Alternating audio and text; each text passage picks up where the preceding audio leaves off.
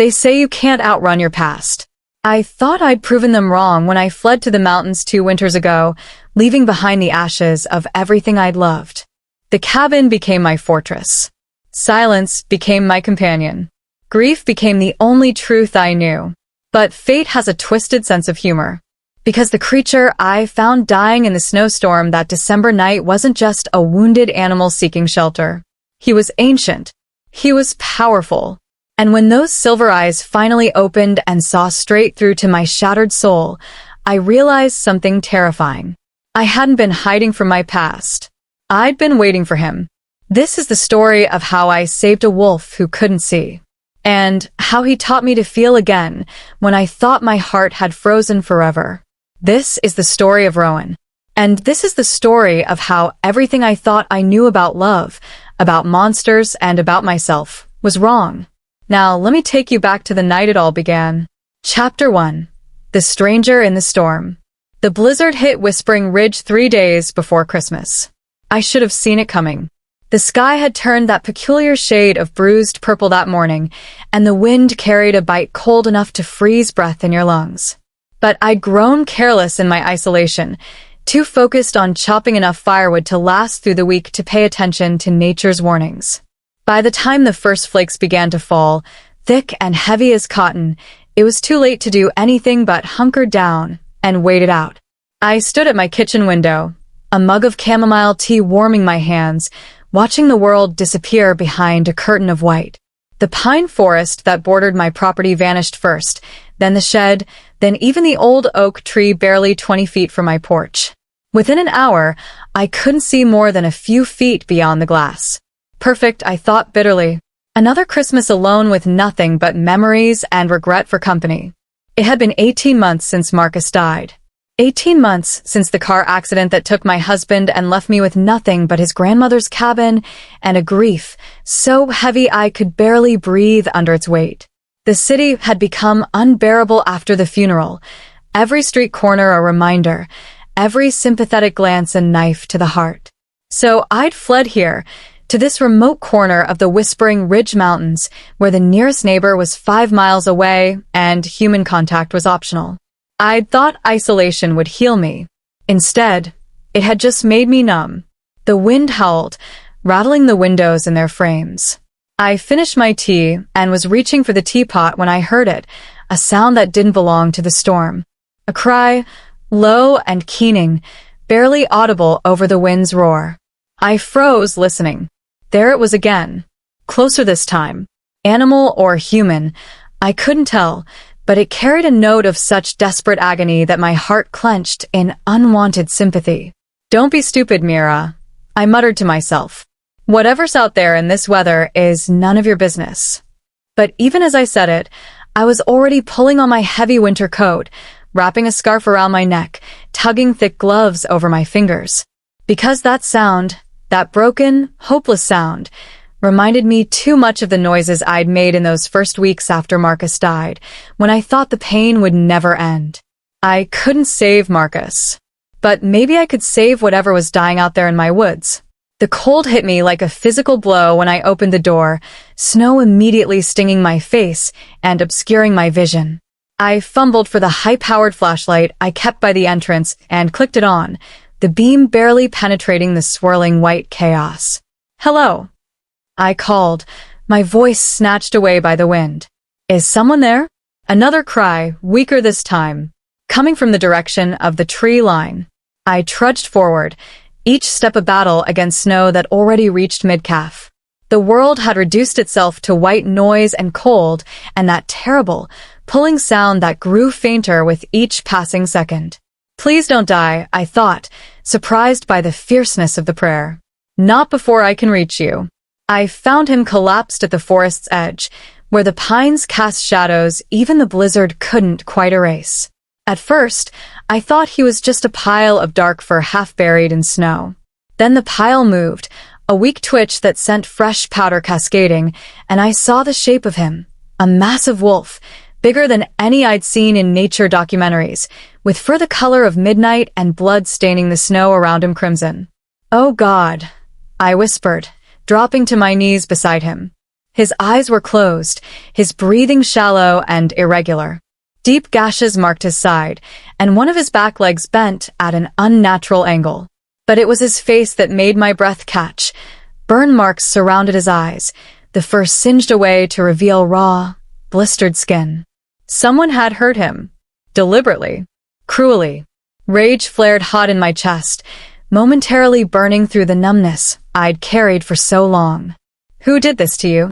I asked softly, even though I knew he couldn't answer. His eyes flickered open at my voice, and I gasped. They were silver. Not gray or pale blue, but genuine silver, like mercury or polished steel, reflecting my flashlight's beam with an almost metallic sheen. And they were completely unfocused, pupils blown wide and unseeing. Blind.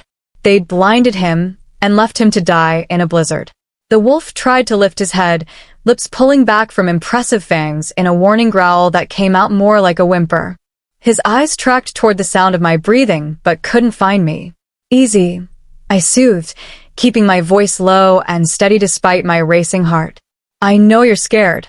I know you don't know me. But if you stay out here, you're going to die." And my voice cracked unexpectedly. "I can't watch another living thing die. Not if I can help it." He went still at my words, as though something in my tone had reached through his pain and fear. His unseeing eyes continued to search, and I had the strangest feeling that he could sense something about me that had nothing to do with sight. "I'm going to touch you now," I warned. "I need to check how badly you're hurt." I reached out slowly, half expecting him to snap at me despite his weakened state. Instead, he flinched but remained still as my gloved fingers found his neck, feeling for a pulse. It was there, threatening but persistent. Fighter, I thought. You're a fighter. Getting him back to the cabin was going to be impossible if I tried to carry him. He had to weigh at least 150 pounds, and that was before accounting for his injuries. I needed something to transport him on. The shed. I had a toboggan in the shed that Marcus and I had used for winter fun that first year we'd visited the cabin, back when laughter still came easily and the future stretched bright before us. The memory threatened to pull me under, but I shoved it away. There'd be time for grief later. Right now, something needs me. "I'll be right back," I told the wolf, though I doubted he understood. "Don't die while I'm—" Was it my imagination, or did those silver eyes focus on me more intently for just a moment? The journey to the shed and back felt like miles, though it couldn't have been more than 50 feet. By the time I returned, dragging the toboggan behind me, I was shaking from cold and exertion, and the wolf had stopped moving entirely. "No." "Hey," I said sharply, dropping beside him and patting his face, gently, careful of the burns. "Don't you dare give up on me now." His eyes cracked open, those strange silver irises finding nothing but darkness. "That's it," I encouraged. "Stay with me." Getting him onto the toboggan required more strength than I thought I possessed. I had to roll him, inch by agonizing inch, using the tarp I'd brought to protect the wood as a makeshift sling. He whimpered when I moved his broken leg, and I whispered apologies that the wind carried away. Finally, he was secured on the toboggan. The trip back to the cabin tested every muscle in my body. Several times I stumbled, going down hard in the snow, and had to fight my way back to my feet. The wolf's breathing grew more labored with each passing minute, and I found myself talking to him constantly, a stream of reassurances and pleas and promises. "Almost there. Just a little further. You're going to be okay. I won't let you die." Marcus would say I'm being crazy, but he's not here, is he? So you're stuck with me and my questionable decision-making. Just keep breathing. Please keep breathing. When we finally reached the porch, I'd never been so grateful for anything in my life. Getting him inside and settled in front of the fireplace took the last of my strength. I built up the fire until the flames roared, then collapsed beside him, both of us shaking, me from exhaustion, him from shock and blood loss. His silver eyes found me in the firelight, and for a moment, I could have sworn I saw something impossibly human in that animal gaze. Recognition, gratitude, understanding. Then his eyes drifted closed, and his breathing evened into the shallow rhythm of unconsciousness. I sat there for a long time, watching his chest rise and fall, feeling the warmth slowly return to my frozen fingers and toes. Outside, the blizzard raged on, sealing us into this small bubble of firelight and shared survival. I didn't know who or what this creature was. I didn't know why someone had hurt him so terribly. But as I reached out and carefully stroked the uninjured fur on his head, feeling him lean almost imperceptibly into the touch even in sleep, I made a silent promise. "I'll keep you safe," I whispered. "Whatever you are. However long it takes. I won't let them finish what they started." The fire crackled. The wind howled. And somewhere deep in my chest, something that had been frozen solid for 18 months began, very slowly, to thaw. What Mira doesn't know is that the wolf before her isn't what he seems. And the silver eyes that haunt her dreams tonight will soon open to reveal a truth that will shatter everything she thought she knew about the world and about herself. If you're already feeling the pull of this mysterious connection, drop a comment below. Have you ever felt drawn to help someone or something, even when every logical part of you said to walk away? Chapter 2. Silver Eyes and Secrets. I didn't sleep that first night. How could I, with a massive, injured wolf breathing shallowly on my living room floor, his life hanging by a thread that could snap at any moment? Instead, I sat cross-legged beside him, my medical supplies spread around me like offerings to a god I wasn't sure existed anymore. The first aid kit Marcus had insisted we keep stocked for emergencies, broken bones, deep cuts, hypothermia, suddenly felt woefully inadequate for treating a creature this size with injuries this severe. But I had to try. Working by firelight and the dim glow of my camping lantern, I carefully cleaned the gashes on his side with antiseptic, wincing at each unconscious whimper that escaped him. The wounds were deep, precise, made by blades, not claws. Whoever had done this knew exactly what they were doing. The burn marks around his eyes were worse. The flesh was raw and blistered, and I couldn't imagine the pain he must have endured. I applied the burn ointment with the gentlest touch I could manage, my hands trembling. "I'm sorry," I whispered, though he couldn't hear me in his unconscious state. "I'm so sorry this happened to you." His broken leg was beyond my ability to set properly. The best I could do was splint it carefully with wooden slats and strips of cloth, trying to remember the basic wilderness first aid Marcus had taught me during our camping trips. My hands shook as I worked, and not just from exhaustion. When I'd fled to this cabin, I'd thought I was done caring about anything. The grief had been so all-consuming that numbness seemed like mercy. For 18 months, I'd moved through my days like a ghost, going through the motions of survival without actually living. But here, now, fighting to save this broken creature's life, I felt something stirring in my chest. Something painful and fierce and alive. Purpose. By the time I finished treating his wounds, dawn was breaking beyond the windows, turning the world from black to gray. The blizzard had finally exhausted itself, leaving behind a landscape transformed into something alien and beautiful. Snow had drifted against the cabin walls, some piles reaching halfway up the windows. We were thoroughly snowed in. No way to reach town or call a vet even if I'd wanted to, which meant this wolf's survival depended entirely on me. No pressure or anything. I allowed myself a few hours of fitful sleep on the couch, waking every time the wolf's breathing changed rhythm. Each time I jolted awake, my heart racing, terrified I'd find him dead. But each time, his chest continued its shallow rise and fall, stubborn in its refusal to surrender. Around noon, I forced myself to eat something, canned soup heated on the stove, and made the wolf a mixture of warm water and beef broth. Getting him to drink was a challenge. I had to prop his head up carefully and dribble the liquid into the side of his mouth, hoping his swallowing reflex would kick in. To my relief, it did. "That's it," I encouraged, watching his throat work. "Just a little more. You need fluids." His eyes remained closed, but his breathing seemed marginally stronger after the broth. A small victory, but I'd take what I could get. Over the next few days, we fell into a routine. I'd wake every few hours to check on him, to offer water or broth, to change his bandages and apply fresh ointment to his burns. The wounds on his side began to close with surprising speed, faster than should have been possible, really. I told myself it was just wishful thinking, that I was seeing improvement because I desperately needed to see it. But by the fourth day, when I unwrapped the bandages, the deep gashes had knitted into angry red lines that looked weeks old rather than days.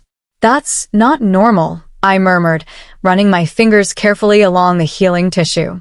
The wolf stirred at my touch, his massive head turning toward my voice. His eyes opened, those eerie silver eyes that seemed to glow in the firelight, and fixed in my direction, still unseeing but somehow aware. "You're awake," I said softly, keeping my movements slow and non-threatening. "How are you feeling?" "That's a stupid question. You probably feel terrible. But at least you're alive, right?" He made a sound low in his throat, not quite a growl, not quite a whine. His nose lifted, scenting the air, and I realized he was trying to map out his surroundings through smell since his sight was gone. "You're in my cabin," I told him, as though he could understand. "In the Whispering Ridge Mountains. I found you in the blizzard. You were hurt, badly. Do you remember?" His ears swiveled toward me, tracking my voice with unnerving precision. Then, slowly, carefully, he tried to lift his head. "Easy," I warned, reaching out instinctively to steady him. "You broke your leg. Well, someone broke your leg. And you lost a lot of blood. You need to rest." My hand connected with the fur on his neck, and the moment I touched him, something strange happened. A jolt of recognition shot through me, sudden and sharp as an electric shock. Not painful, exactly, but intense, like touching something I'd been searching for without knowing I was searching. The wolf went absolutely still beneath my palm, his silver eyes widening, his entire body tensing. He felt it too. I snatched my hand back, heart racing. What was that? The wolf continued to stare in my direction, those mercury eyes boring into me despite their blindness. Then, impossibly, he pushed himself up on his front legs, dragging his injured body closer to where I sat. "Stop," I said, alarmed. "You're going to hurt yourself." But he didn't stop. He pulled himself across the floor with determined, painful movements until his head was inches from my lap. Then he collapsed, his breathing labored from the effort, and very deliberately rested his muzzle against my thigh. The gesture was so clearly intentional, so obviously meant to communicate something, that tears sprang to my eyes. "You're welcome," I whispered, understanding what he couldn't say. "I couldn't just leave you out there." We sat like that for a long time, my hand eventually returning to stroke the soft fur between his ears, his warm weight a comfort I hadn't realized I needed. Outside, the world remained locked in winter's grip. But here, in this small circle of firelight, something had shifted. I wasn't alone anymore. And neither was he. Over the next week, the wolf's recovery continued at that impossible pace. By the 7th day, he was standing on his own, his broken leg bearing weight despite the splint. By the 10th day, he was walking, slowly, carefully, mapping out my cabin's layout through scent and sound and touch. I watched in amazement as he learned the space, his nose constantly working, his ears swiveling to catch every creak of the floorboards. He memorized where the furniture sat, where the walls were, where the doorways led.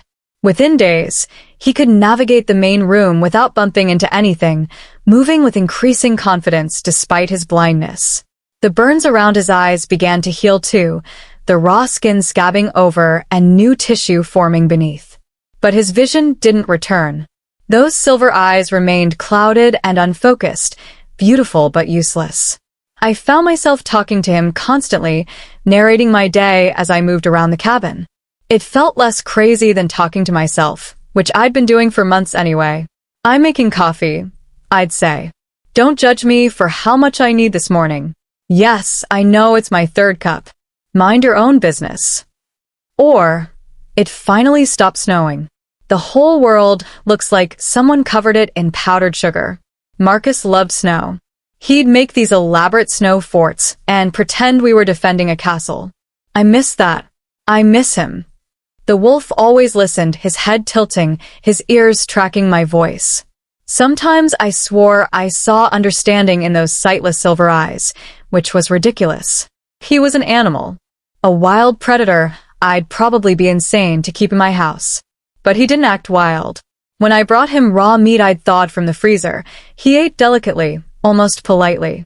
When I sat by the fire reading, he'd lie nearby, not crowding but close enough that I could hear his breathing.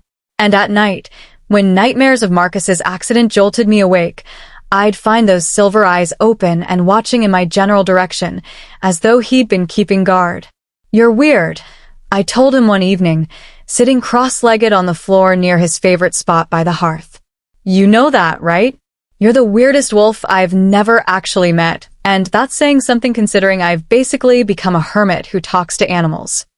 He huffed, an almost laugh-like sound, and shifted closer until his shoulder pressed against my knee. That strange feeling of recognition sparked again, warm and unsettling. I'd been trying to ignore it, to rationalize it as loneliness or projection or some psychological response to caring for an injured creature. But it was getting harder to deny. Every time I touched him, every time those silver eyes found me despite their blindness, I felt it, this inexplicable sense of connection, as though something in me recognized something in him. "Who are you?" I whispered, studying his face in the firelight. "Really?" His eyes locked onto mine with unnerving accuracy, and for a heartbeat, I saw something flicker in their depths. Something aware. Something ancient. Something that looked almost like recognition. Then he blinked and it was gone, and I was left wondering if I'd imagined it. The burns around his eyes had healed enough that I could remove the bandages permanently. As I unwrapped the last of the gauze, I gasped. The silver of his eyes had deepened, brightened somehow. And where the cloudiness had been, I could now see the faintest hint of clarity returning at the center of each iris, small pinpricks of sight struggling to push through whatever darkness had claimed them. "Your eyes," I breathed. "They're changing." He went very still, his ears pricked forward with an intensity one hadn't seen before. Then he made a sound I'd never heard him make, almost like a question, urgent and hopeful. "I don't know if your vision is coming back," I admitted, not wanting to give false hope to a creature that couldn't even understand me. "But something is changing. Something is healing." His tail moved in what might have been a wag, just once, before he pressed his head against my palm in that gesture that was becoming familiar. "Thank you," the gesture seemed to say. "Whatever happens, thank you." I wrapped my arms around his neck, burying my face in his fur, surprised by the tears that suddenly threatened. "You're welcome," I whispered. "Whatever you are, whoever you are, you're safe here. I promise." Outside, night had fallen, bringing with it the clarity of a winter sky unmarred by clouds. Through the window, I could see stars scattered like diamond dust across the darkness. I didn't know it then, but that night marked a turning point, because the healing wasn't just physical. And the eyes that would soon open fully to see me would change everything I thought I knew about the world, about myself, about what was possible when two broken souls found each other in the darkness. The wolf is recovering faster than nature should allow. And those silver eyes hold secrets that Mira can't even begin to imagine. But some transformations can't be rushed, and some truths are too dangerous to reveal too soon. If you're sensing the mystery deepening, leave a comment. What do you think is really happening with this wolf? And have you ever felt a connection with someone or something that defied all logic? Chapter 3. The Voice in the Darkness. The storm that rolled through Whispering Ridge on the 15th night changed everything. I should have anticipated it. The air had been heavy all day, oppressive in that particular way that precedes violence. The wolf had been restless too, pacing the cabin with increasing agitation, his head lifting repeatedly to scent the air through the gaps around the door. "What is it?" I'd asked him more than once. "What do you smell?" But of course, he couldn't answer. He was just an animal. A strange, impossibly intelligent animal, but an animal nonetheless. I kept telling myself that, even as evidence to the contrary mounted with each passing day. By evening, the sky had turned the color of a fresh bruise, and the wind began to howl through the pines with a fury that made my old cabin groan in protest. I built up the fire and lit candles as a precaution. The power lines out here were unreliable even in good weather, and a storm like this would almost certainly knock them out. Sure enough, around 8 o'clock, the lights flickered twice and died. Perfect, I muttered, reaching for my flashlight. Just perfect. The wolf materialized at my side in the darkness, his presence solid and reassuring. He'd grown stronger over the past 2 weeks, his broken leg fully healed in a way that should have taken months. The splint had come off days ago, and now he moved with a fluid grace that was almost eerie to watch. And his eyes, those strange silver eyes, were changing daily. The cloudiness had receded almost entirely, revealing irises that seemed to glow with their own internal light. I'd caught him tracking my movements around the cabin, his head turning to follow me before I made a sound, and I'd started to wonder if perhaps his vision was returning after all. The thought should have made me happy. A recovered wolf could return to the wild, and I could go back to my isolation without the complication of a massive predator in my living room. Instead, the idea of him leaving filled me with an ache I didn't want to examine too closely. Thunder cracked overhead, so loud it rattled the windows. The wolf pressed against my leg, and I found myself reaching down to tangle my fingers in his fur, a gesture that had become automatic over the past weeks. That spark of recognition flared again, stronger than ever, and this time the wolf turned his head to look up at me with such obvious awareness that my breath caught. "What are you?" I whispered, not for the first time. Lightning split the sky, illuminating the cabin in a flash of stark white light. In that instant, I saw his expression clearly, saw the intelligence in those silver eyes, the frustration, the desperate need to communicate something I couldn't understand. Then darkness returned, and thunder rolled across the mountains like the voice of an angry god. The storm intensified throughout the night. I tried to sleep on the couch, wrapped in blankets, but the winds howling kept jerking me awake.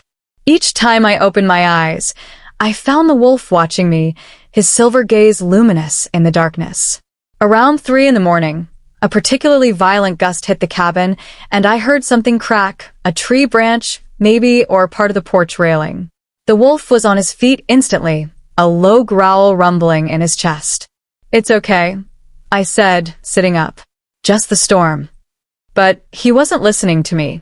His attention was fixed on the door, his body coiled with tension, his lips pulling back to reveal teeth that looked far too large in the candlelight. "What is it?" I asked, fear creeping up my spine. "What do you hear?" He took a step toward the door, then another, his growl deepening to a sound that made the hair on the back of my neck stand up. This wasn't fear. This was a warning. Something was out there.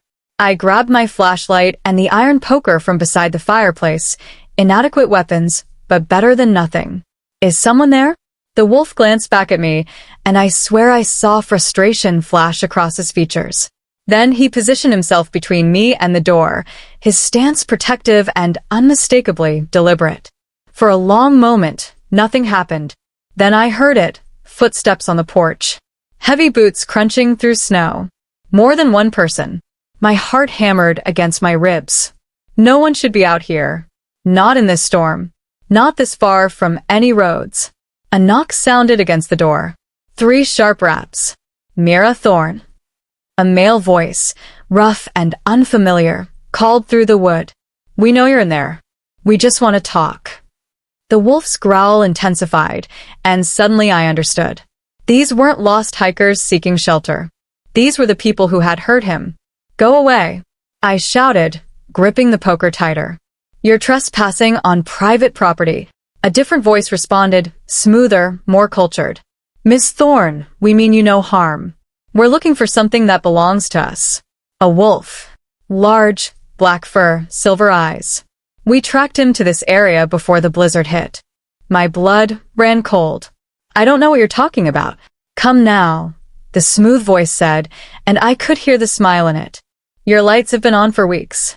You've been burning through firewood at twice your normal rate.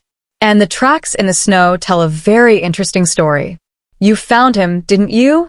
The beast." "Beast." The word dripped with contempt. The wolf pressed harder against my legs, trembling not with fear, but with barely suppressed rage. I dropped my hand to his head, feeling the tension vibrating through his massive frame. Even if I had found an injured wolf, I called back, thinking fast, what makes you think I'd hand him over to the people who hurt him? Silence. Then, so you admit you have him? Damn it. Leave, I said, forcing steel into my voice. Now. Or I'm calling the police. Your phone lines are down, the smooth voice replied. And your cell service is non-existent out here. We checked. No one knows we're here, Miss Thorne. No one is coming to help you. Now be reasonable. Open the door. Give us what we came for. And we'll leave you in peace. The wolf made a sound unlike anything I'd heard from him before, a snarl that held notes of something almost human, almost like speech trying to force its way through an inadequate throat. I said no. I replied, my voice shaking. Whatever he is, whatever you want him for, the answer is no. The temperature in the cabin seemed to drop suddenly, and not from the storm. Something was changing. The air grew thick, heavy with a pressure that made my ears pop. The wolf's body began to shudder, convulsing in waves that looked painful. His silver eyes blazed suddenly bright, and the growl that emanated from him now sounded almost like words, almost like, Mira, the smooth voice outside said, and now there was an edge to it, sharp as broken glass. You have no idea what you're protecting. That creature in there with you? It's not what you think. It's an abomination. A monster. And if you insist on harboring it, well... He paused. That makes you our enemy, too. The door shuddered under a heavy impact. They were trying to break in. No. I breathed, backing up, pulling the wolf with me. No, no, no. Another impact. The old door wouldn't hold long. The wolf pulled away from me, positioning himself to face the door. His entire body was shaking now, racked with tremors that looked agonizing. The silver of his eyes had spread, consuming the whites, turning his entire gaze into pools of molten mercury. Please, I whispered, though I didn't know if I was talking to him or to whatever forces governed this impossible situation. Please don't let them in. The door cracked on the third impact, wood splintering, and the wolf threw back his head and howled. But it wasn't a wolf's howl. Not entirely. It was something between animal and human, wild and civilized, past and present, a sound that resonated in my bones and made the cabin walls shake. The pressure in the air intensified until I thought my skull might split from it. The wolf's form blurred, wavered, like heat shimmer on summer pavement. His spine arched impossibly, and I heard the sickening crack of bones breaking and reforming. Oh my God, I breathed, unable to look away even as my mind screamed that this wasn't possible, couldn't be possible. The transformation took perhaps 30 seconds, though it felt like hours.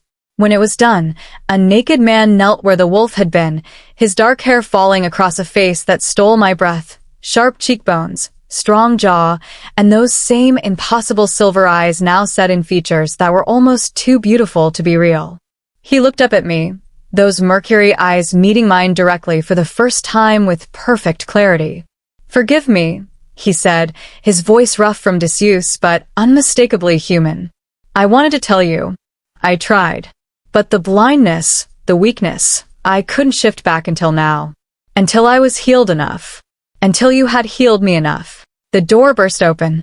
3 men rushed in, dressed in tactical gear, weapons drawn. They froze when they saw the man kneeling on my floor, their expressions shifting from triumph to shock. Impossible. The one in front, older, with steel-gray hair and cold eyes, breathed. You shouldn't have been able to shift for weeks yet.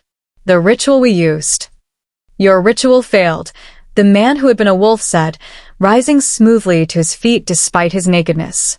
His voice carried absolute authority, and the temperature in the room dropped another few degrees. Because you didn't account for her. He gestured toward me, without looking away from the intruders. You didn't account for a fated mate's healing touch. Fated mate.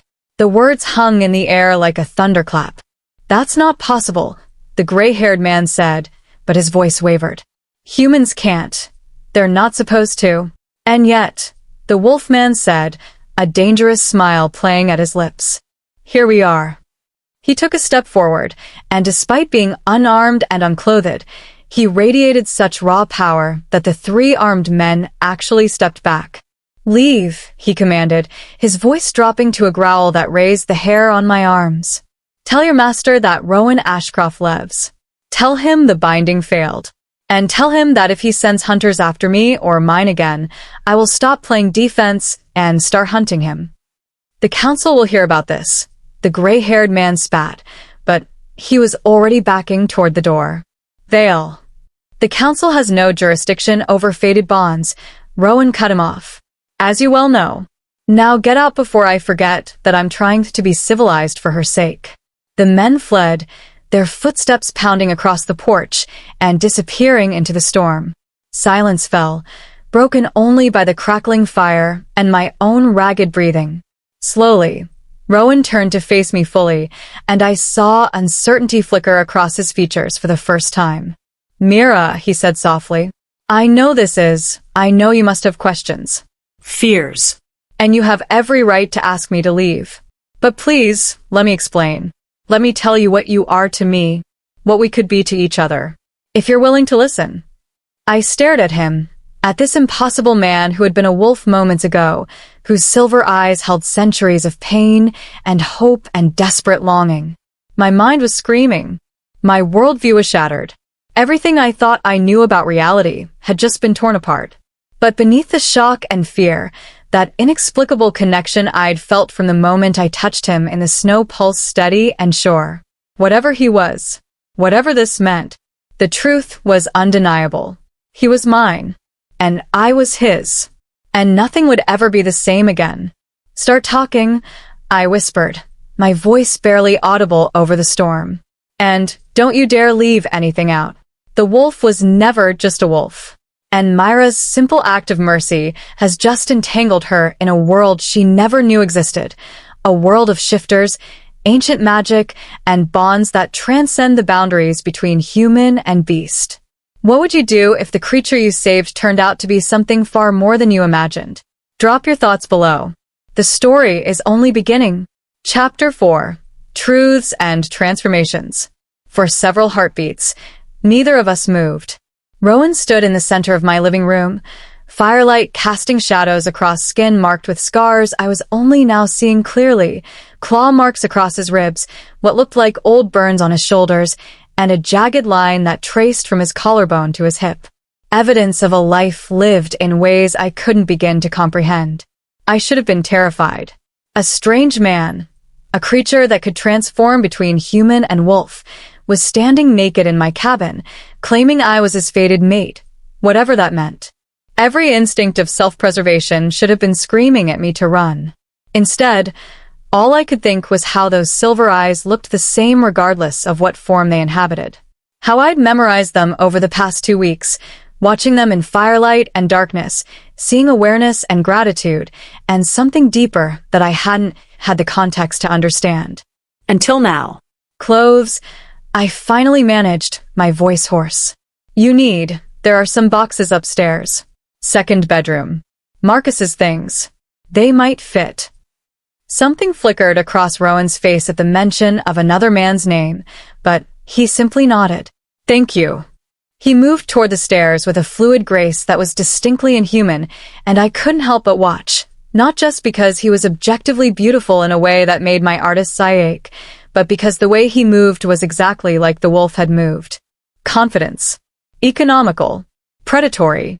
The moment he disappeared upstairs, I sank onto the couch, my legs refusing to hold me any longer. My hands were shaking, and I pressed them against my thighs, trying to process what had just happened. Shapeshifters were real. Magic was real.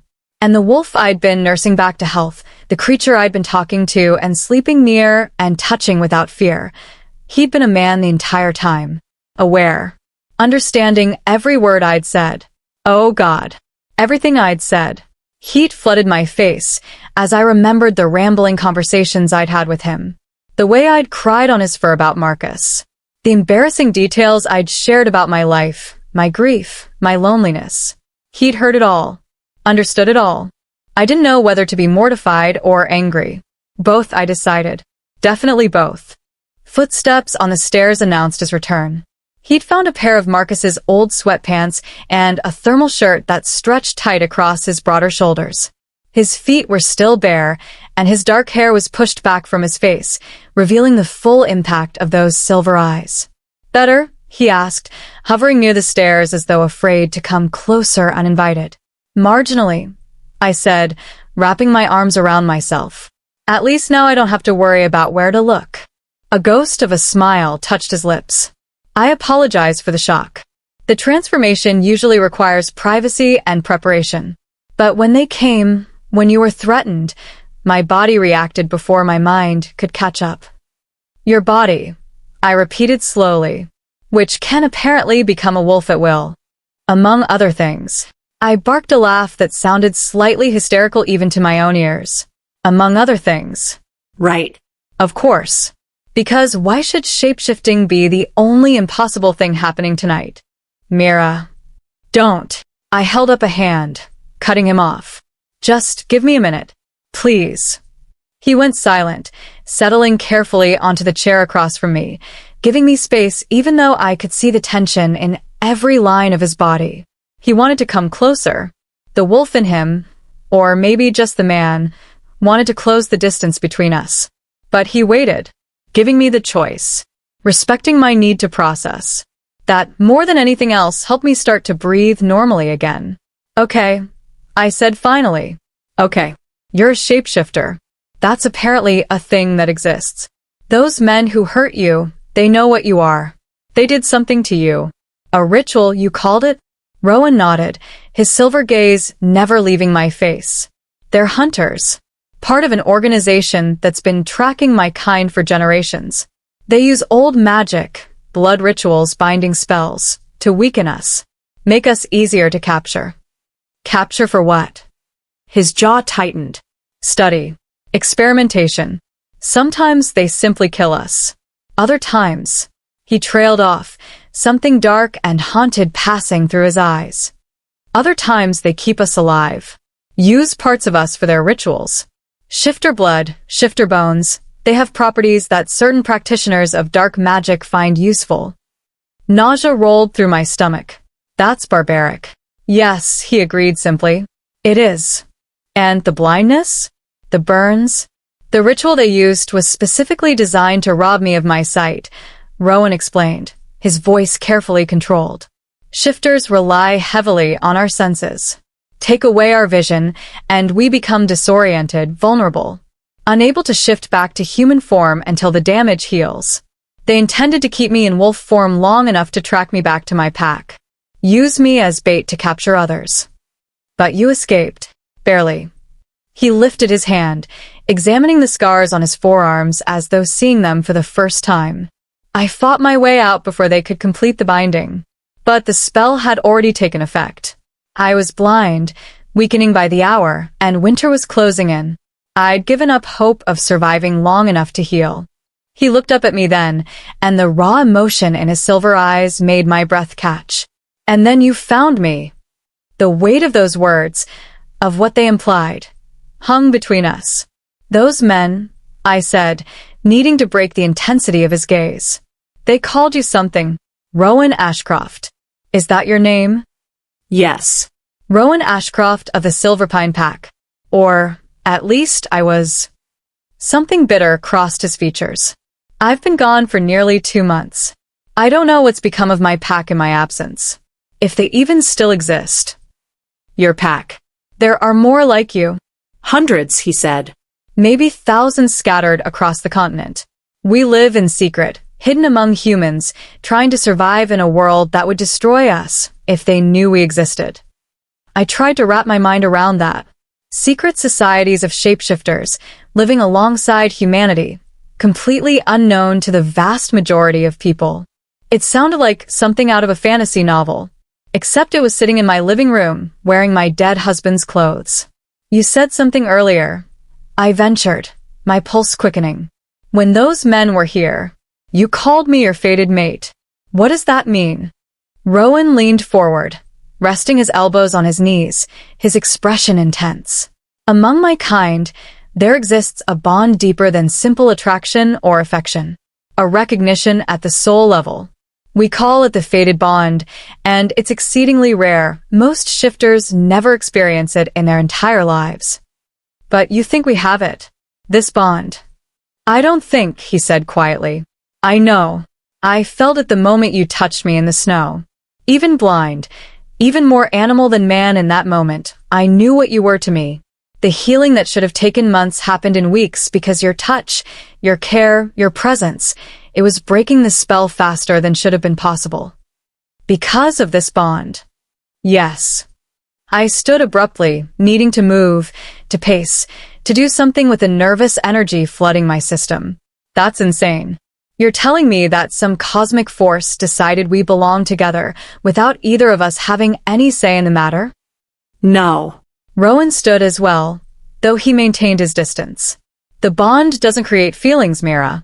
It recognizes what's already there. It's like he struggled for words. It's like being born with a lock in your chest and spending your whole life not even knowing it exists, until you meet the person who carries the key. And suddenly, something you didn't even know was closed opens up. Everything clicks into place.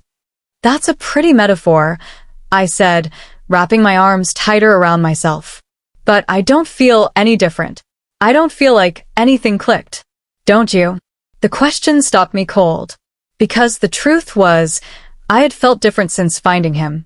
The numbness that had defined my existence for 18 months had started to crack. I'd felt purpose again. Connection. I'd started looking forward to waking up in the morning instead of dreading another day of hollow going through the motions. I'd attributed it to having something to care for.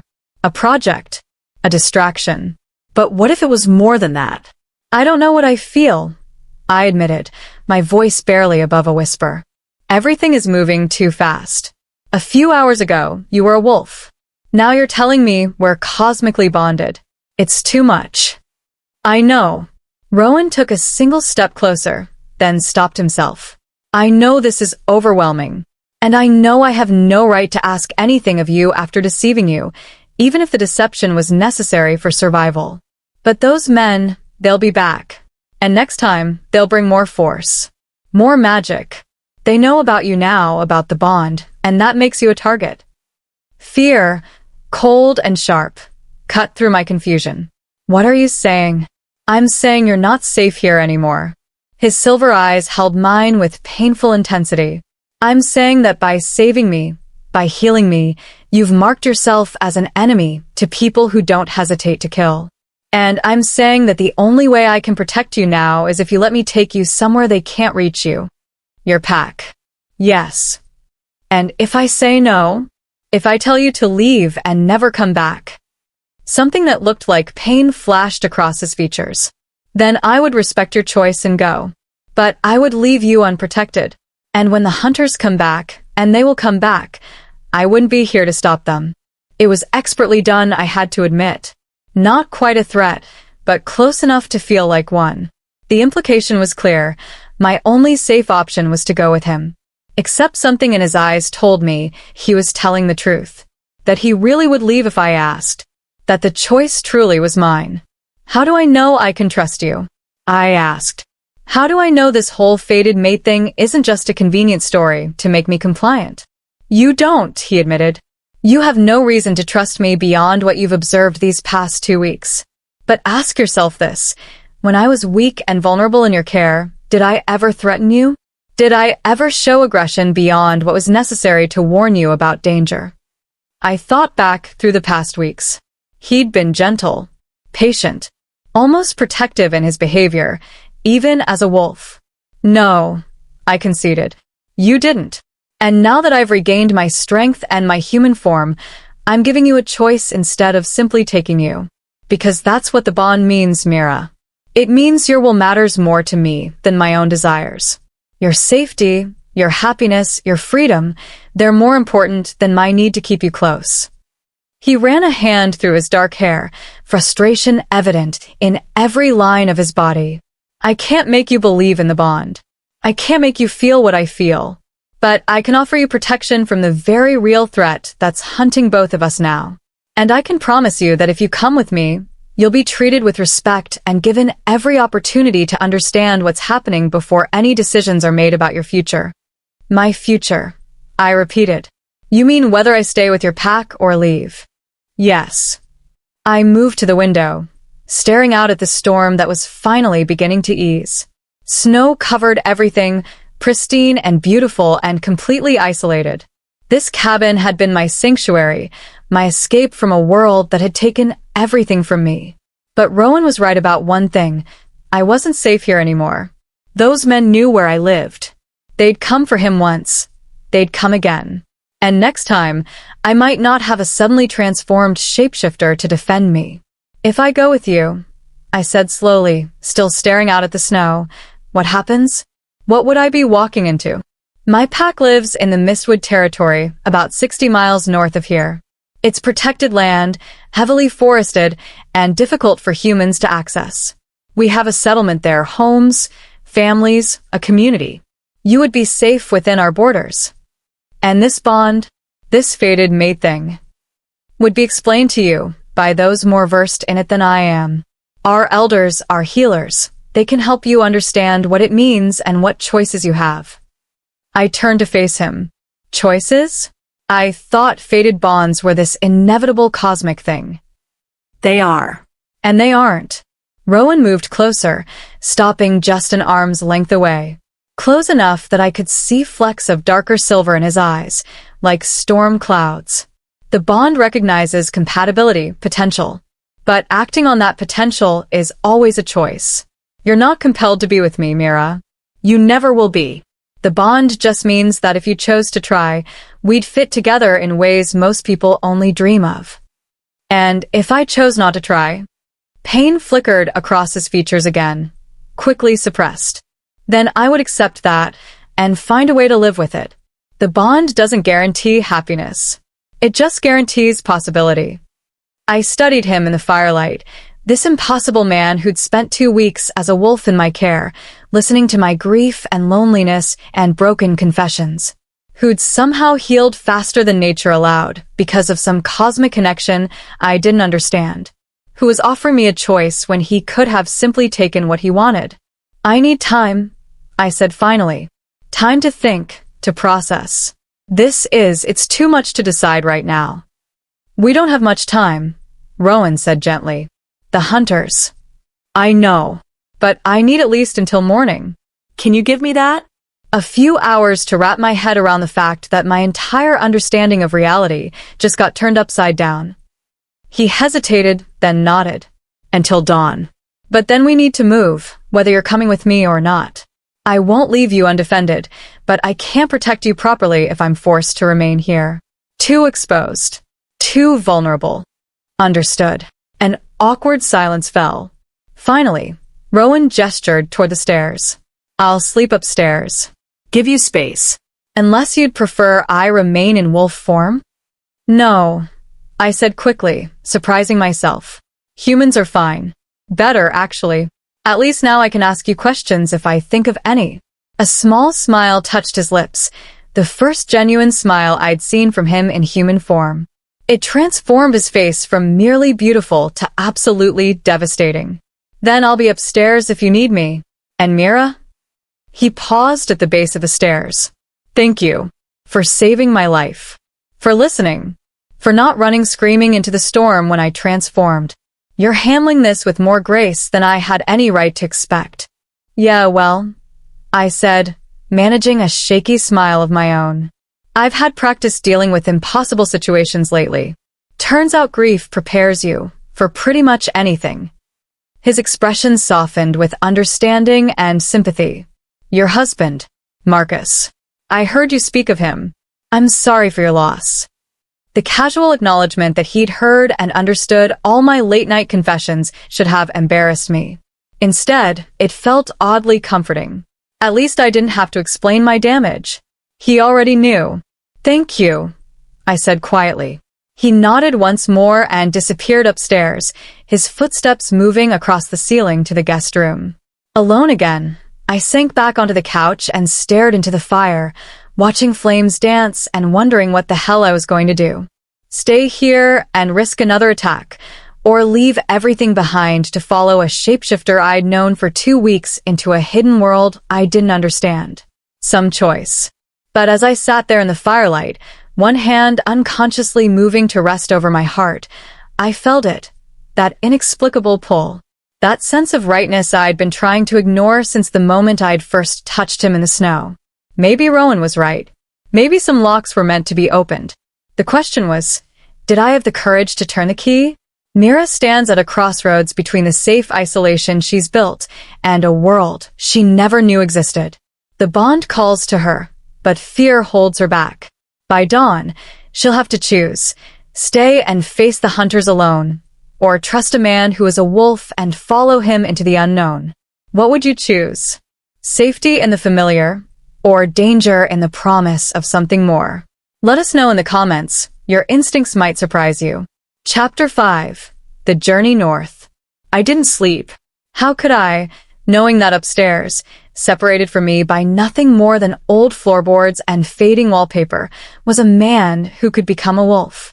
A man who claimed we were destined for each other by forces I didn't understand? Instead, I spent the hours before dawn doing what I always did when life became overwhelming. I made lists. Things I know for certain. Shapeshifters are real. Magic is real. There are people who hunt shapeshifters. I am apparently connected to one of these shapeshifters through a fated bond. Staying here is dangerous. Leaving here is terrifying. Things I don't know. Everything else. The list didn't help as much as I'd hoped. Around 5 in the morning, I heard movement upstairs. Footsteps crossing to the bathroom, water running in the pipes. The sounds were oddly domestic, almost comforting.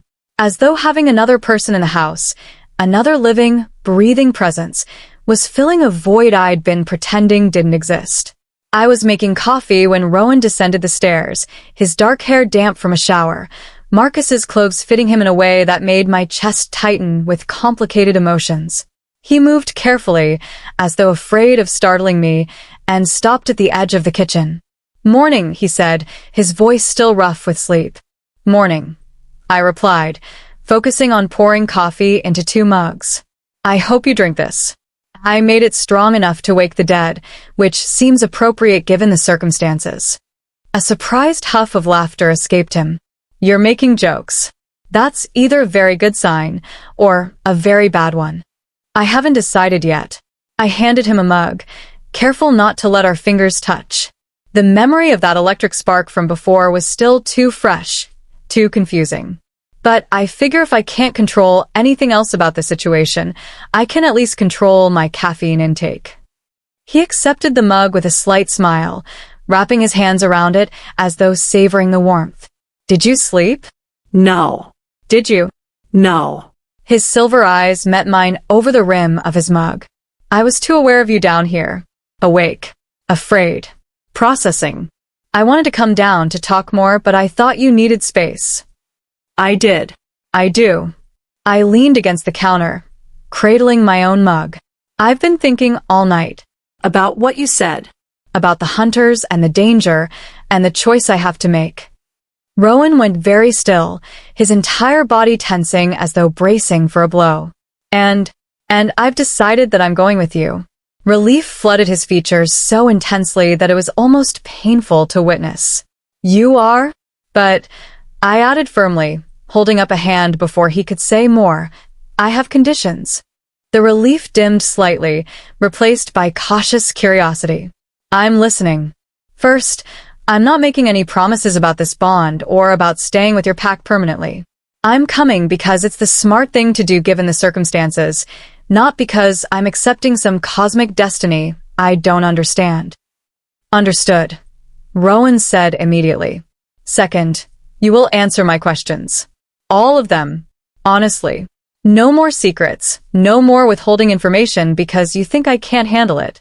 If I'm walking into your world, I deserve to know what I'm walking into." "Agreed."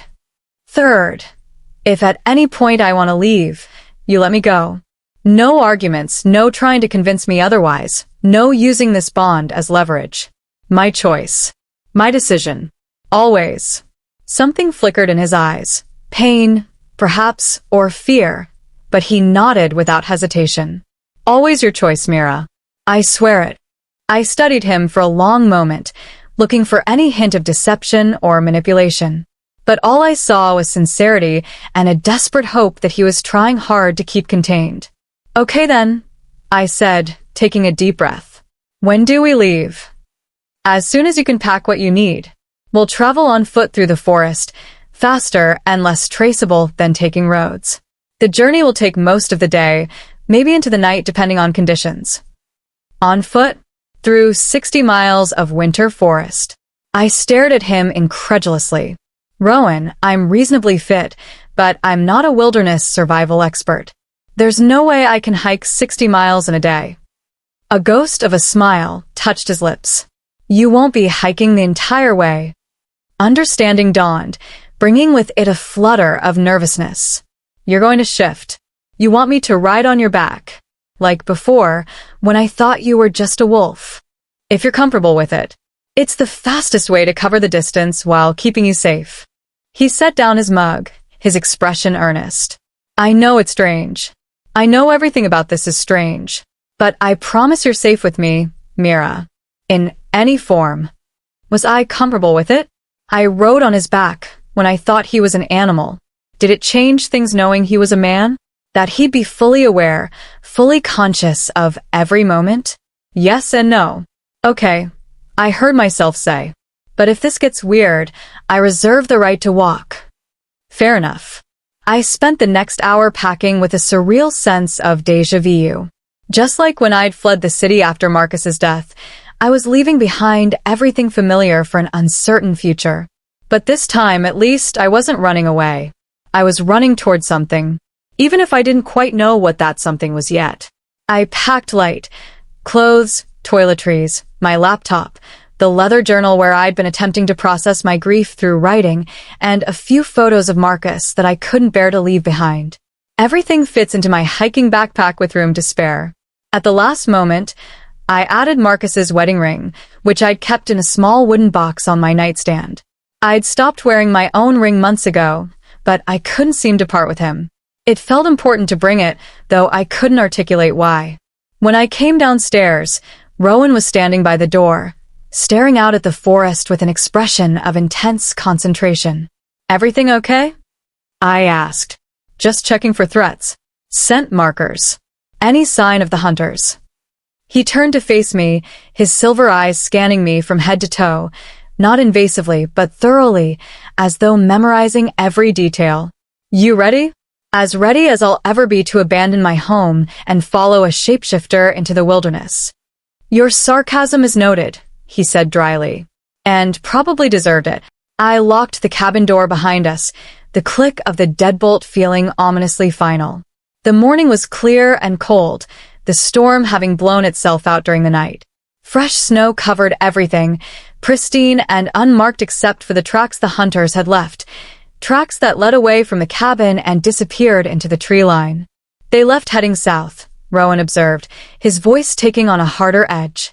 Probably regrouping, reporting back to whoever sent them. We'll go north, stay off any trails. With luck, we'll be within Mistwood territory before they can organize another attempt. And without luck? He glanced at me, something predatory flashing through his expression. Then I'll deal with them. But it won't come to that. The confidence in his voice should have been reassuring. Instead, it reminded me forcefully that the man standing beside me was also a wolf. A predator. Someone capable of violence I probably couldn't imagine. Someone who claimed I was meant to be his. I need to shift now, Rowan said, already pulling the borrowed shirt over his head. I'll be more effective at tracking threats in wolf form, and we'll move faster. I turned away, giving him privacy, even though I'd technically already seen him naked during his transformation the night before. Behind me, I heard the rustle of fabric, then that wet, organic sound of bones breaking and reforming that made my stomach churn no matter how many times I heard it. When silence fell, I turned back to find the massive black wolf standing where Rowan had been. His silver eyes gleamed in the morning light, and something in their depths looked almost apologetic. It's okay, I said softly, approaching him carefully. I know it's you. It's just going to take some getting used to. The wolf, Rowan, dipped his head in acknowledgement, then moved closer and lowered himself to the ground in clear invitation. This was it. The point of no return. I took a deep breath and climbed onto his back, settling into position and gripping the thick fur at his shoulders. The moment I made contact, that spark of recognition flared warm and steady, and I felt his body relax slightly beneath me, as though my touch brought him comfort. The bond, I thought. This is what he meant about the bond. Rowan rose smoothly to his feet, adjusting to my weight with easy grace. He glanced back at me once, those silver eyes meeting mine in a look that seemed to ask, "Ready?" I nodded, not trusting my voice. And then we were moving. The journey through the Whispering Ridge forest was like nothing I'd ever experienced. Rowan ran with a fluid, powerful gait that ate up the miles, navigating through snow-covered terrain with supernatural confidence. He avoided the hiking trails and logging roads, sticking to game paths and open forest floor where our tracks would be harder to follow. I clung to him, gradually learning to move with his rhythm instead of against it. My initial terror gave way to something else. Exhilaration, maybe, or wonder. The world looked different from this perspective, moving at this speed. Trees blurred past, snow kicked up in our wake, and the cold air stung my face in a way that made me feel intensely, vividly alive. We traveled this way for hours, Rowan pausing only occasionally to rest or let me stretch my cramped legs. During these stops, I'd slide from his back and walk in small circles, trying to work feeling back into my frozen limbs while he stood guard, his ears constantly swiveling, his nose testing the wind.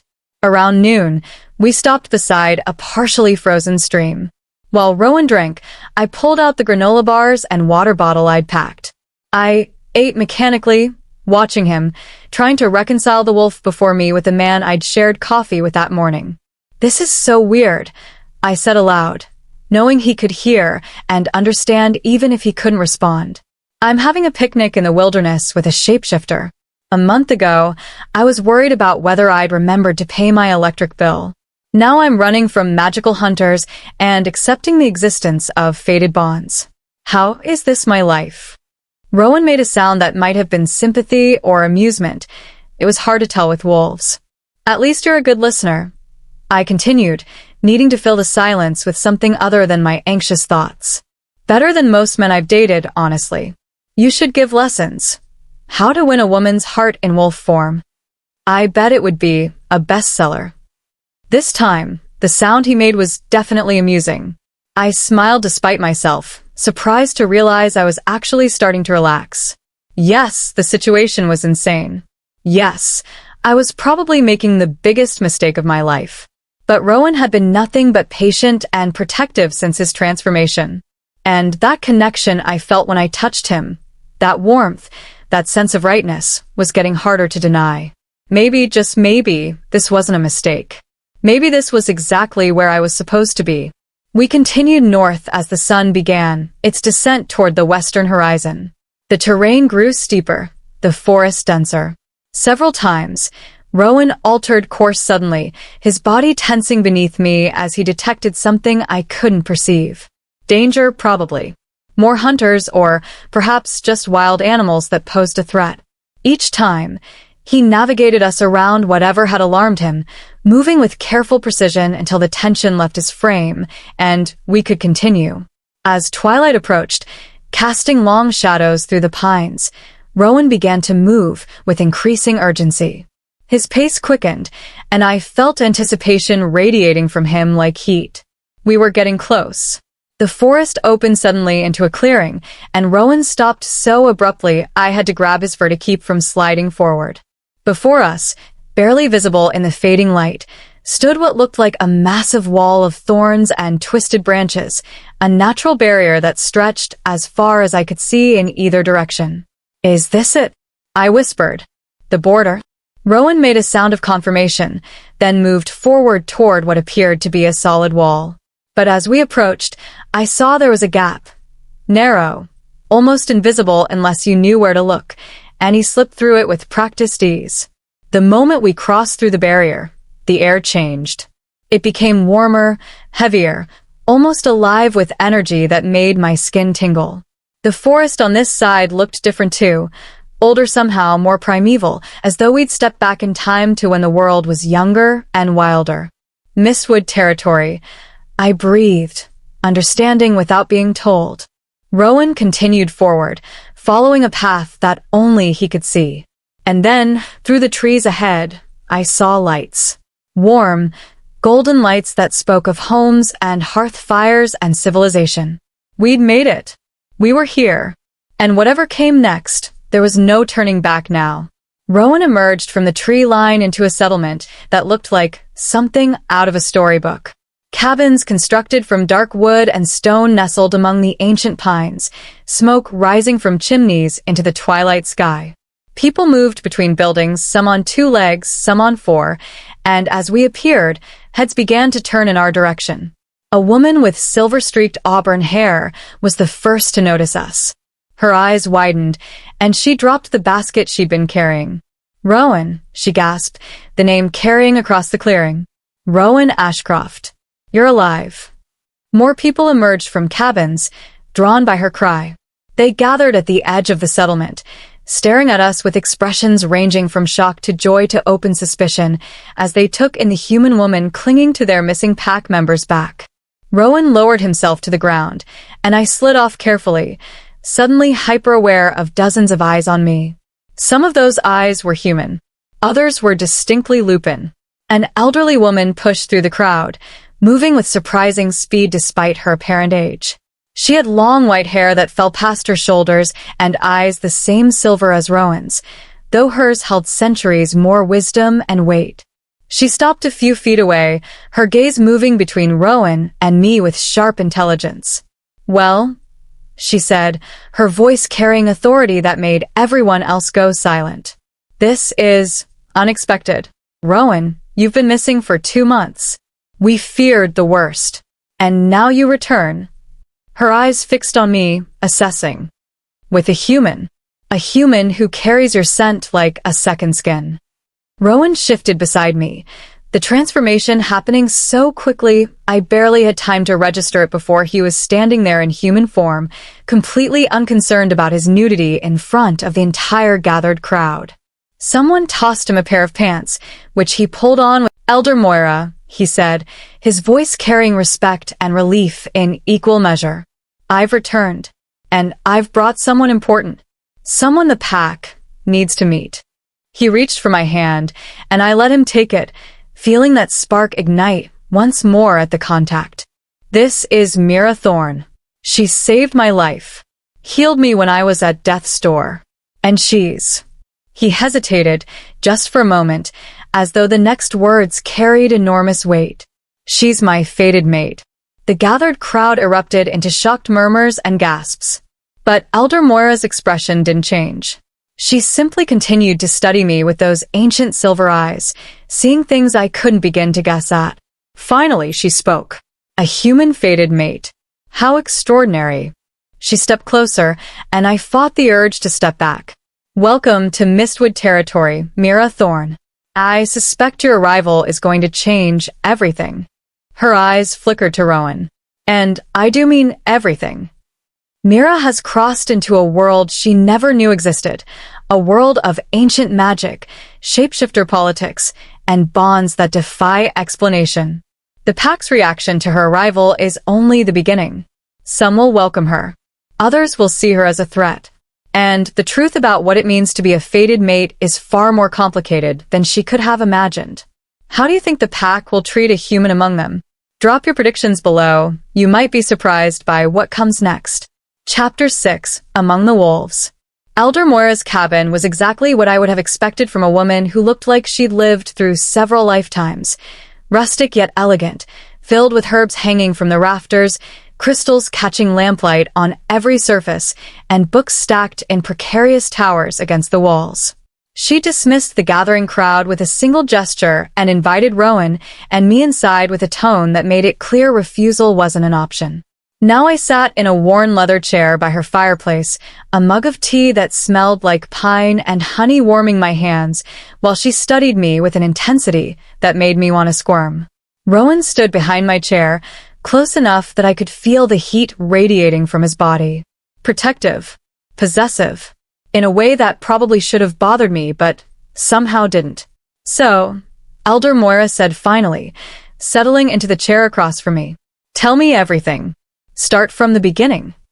I glanced up at Rowan, uncertain where to begin. He gave me an encouraging nod. So I told her about finding him in the blizzard, about nursing him back to health, not knowing what he was, about the transformation during the storm and the hunters who'd come looking for him, about the choice I'd made to leave my home and come here.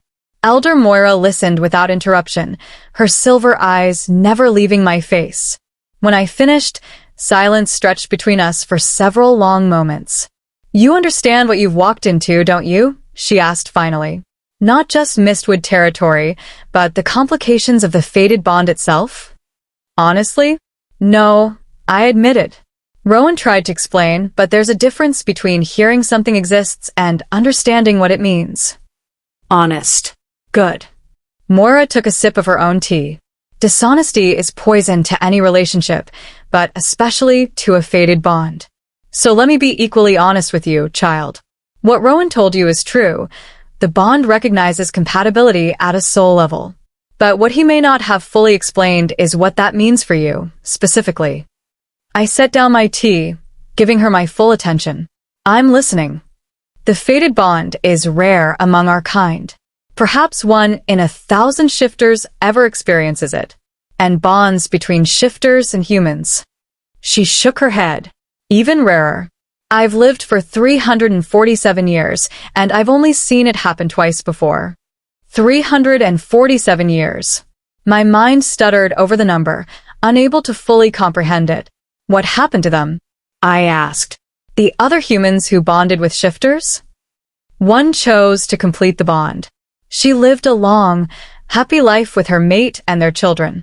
When she died at the age of 93, her mate followed her into death within a week. That's the nature of a completed bond. 2 souls so intertwined that one cannot truly exist without the other. The weight of that statement settled over me like a physical thing.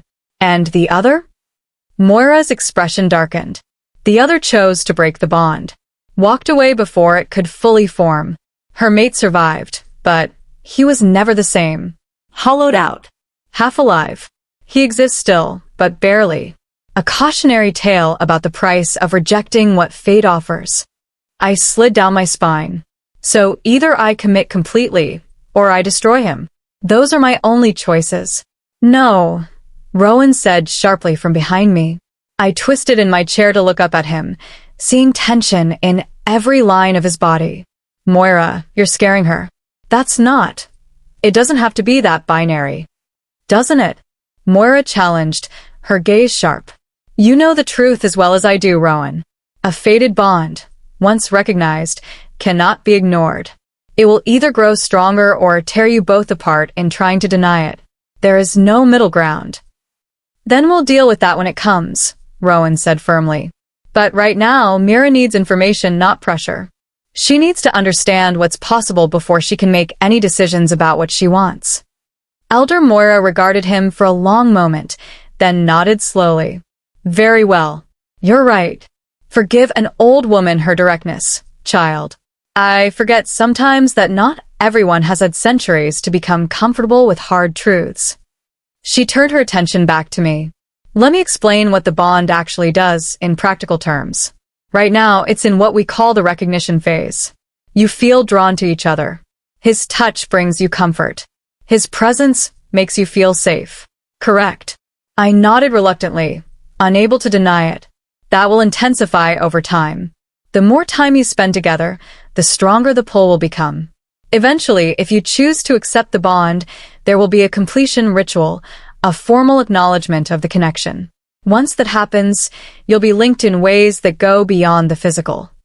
What kind of ways? You'll be able to sense his emotions, his location. Feel when he's in danger or pain. And he'll feel the same from you. Your lifespans will synchronize. You'll live longer than a normal human, though not as long as a full-blooded shifter. And children born from a fated bond. She paused, something like reverence crossing her features. They're special. powerful. The bond produces offspring with gifts that exceed either parent. Children, I repeated faintly. We're talking about children now. I'm explaining what's possible, not what's required, Moira said gently. You have choices, Mira, but they need to be informed choices. You need to understand the full scope of what you're considering. I stood abruptly, needing to move, to process. I crossed the window and stared out at the settlement beyond. Even in the darkness, I could see movement, wolves patrolling the perimeter, people moving between buildings, children playing in what looked like a communal square. A whole hidden world, living and thriving right under humanity's nose. What do they think of me? I asked quietly. The pack. I saw their faces when we arrived. They weren't exactly welcoming. They're cautious, Rowan said, coming to stand beside me at the window. Humans are dangerous to us, even when they don't mean to be. We've learned through painful experience to be wary of outsiders. But you're their alpha son, Moira added. That carries weight. If you vouch for her, they'll accept her. Eventually. Alpha son. I turned to stare at Rowan. You're what now? He had the grace to look slightly embarrassed. I may have left out a few details about my position in the pack. A few details, I repeated incredulously. You told me your name and that you had a pack. You didn't mention you were royalty or whatever the shapeshifter equivalent is. There's no royalty, he protested. My father is alpha because he's the strongest and wisest, not because of bloodline. And I never claimed the title would pass to me. There are others in line who might challenge it when the time comes. But you're next in line, Moira said pointedly. Which means Mira isn't just bonding with any shifter. She's potentially bonding with the future alpha of the Silverpine Pack. That comes with responsibilities, expectations, political complications she needs to understand. I pressed my hands against my temples, feeling a headache building behind my eyes. This is too much. It's all too much. Warm hands settled on my shoulders, Rowan's hands, strong and steady. I know it's overwhelming. But you don't have to decide anything tonight. Or tomorrow. Or even next week. Take your time. Learn about us. Ask questions. Meet the pack. See if this life is something you could ever want. And if I decide it isn't? His hands tightened briefly on my shoulders, then relaxed. Then I'll personally escort you back to your cabin, or wherever you want to go. I gave you my word, Mira. That hasn't changed. I wanted to believe him. But Moira's words about the hollowed-out mate who'd been rejected echoed in my mind. Could I really walk away knowing I'd leave Rowan like that? Could I live with that guilt? Was I already being manipulated by the bond, my choices being narrowed before I'd even fully understood what was happening? I need air, I said abruptly, pulling away from Rowan's touch. I need to walk. Think. Alone. It's not safe for you to wander alone, Rowan said immediately. The territory is protected, but there are still dangers. Then follow me in wolf form or assign someone to shadow me or whatever you need to do. I snapped, my composure finally cracking. But I need space right now. Please. Something that looked like pain flashed through his silver eyes, but he nodded. Okay, I'll give you space. But stay within the settlement boundaries. Don't cross back through the barrier. Fine. I headed for the door, desperate to escape the cabin and the weight of all these revelations. Behind me, I heard Moira's voice, quiet but carrying. Patience, Rowan. She's strong enough for this. But she needs to find her own way to acceptance. And if she doesn't accept? Rowan asked, his voice rough with emotion.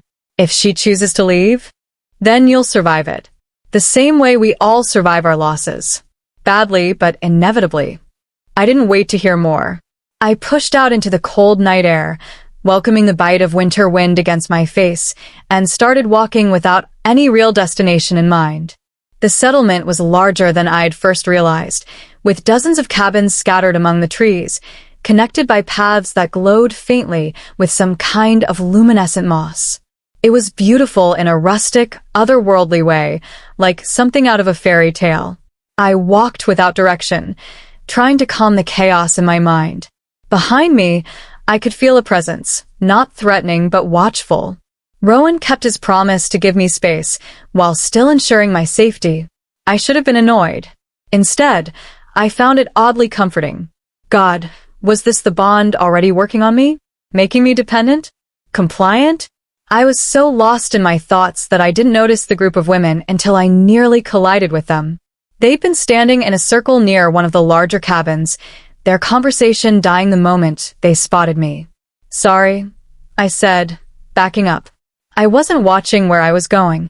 The woman in the center, tall, with dark hair that fell in waves past her shoulders and eyes like amber, studied me with open assessment.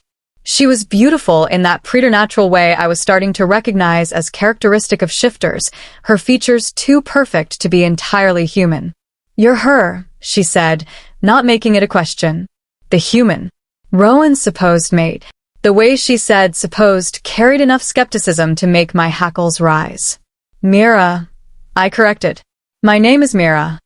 "Mira," she repeated, like she was tasting the word and finding it lacking. "I'm Sasha. I've known Rowan since we were children." The other women shifted slightly, their body language protective of Sasha. Pack dynamics, I realized. Sasha was important here, and her friends were backing her play. "It's nice to meet you," I said carefully, sensing undercurrents I didn't fully understand. "Is it?" Sasha took a step closer, her amber eyes glittering in the strange light. "Tell me, Mira, do you have any idea what you've done? What does your presence here mean?" "I'm still figuring that out," I admitted. "Let me help you understand." Her smile was sharp enough to cut. "Rowan is the alpha son. He's powerful, respected, destined to lead this pack someday. And you're a human who stumbled into his life at a vulnerable moment. A human who probably sees him as some romantic fantasy, the beautiful, mysterious shifter who needs saving." Each word was precisely calculated to wound. And they did. "That's not," I started, but she cut me off. "But here's what you don't understand. Rowan belongs here. With his pack. With his people.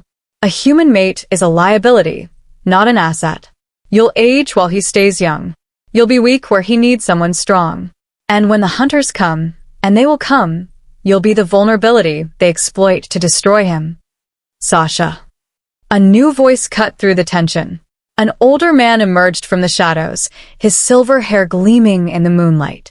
He had the same authoritative presence as Elder Moira, but where hers was tempered with wisdom, he carried pure command. "That's enough." Sasha's amber eyes flashed with frustration, but she stepped back. "Alpha Marcus. I was just harassing our guest," he finished, his tone brooking no argument. His eyes, the same silver as Rowan's and Moira's, fixed on me with curious intensity. "Forgive my pack member, Mira Thorne. She forgets her manners when she's territorial." Alpha Marcus. Rowan's father. I found my voice, though it came out shakier than I would have liked. "It's fine. She's not wrong about some things. I am a liability. I don't know your world, your ways. And I'm still not sure I'm staying." Something that might have been approved flickered through his expression. "Honest. Rowan said you were. Walk with me?" It wasn't really a request, but it wasn't quite a command either. I nodded, grateful for an excuse to leave Sasha's hostile presence. We walked in silence for several minutes, following one of the glowing paths deeper into the settlement. Finally, Alpha Marcus spoke. "My son has been missing for 2 months. We searched everywhere.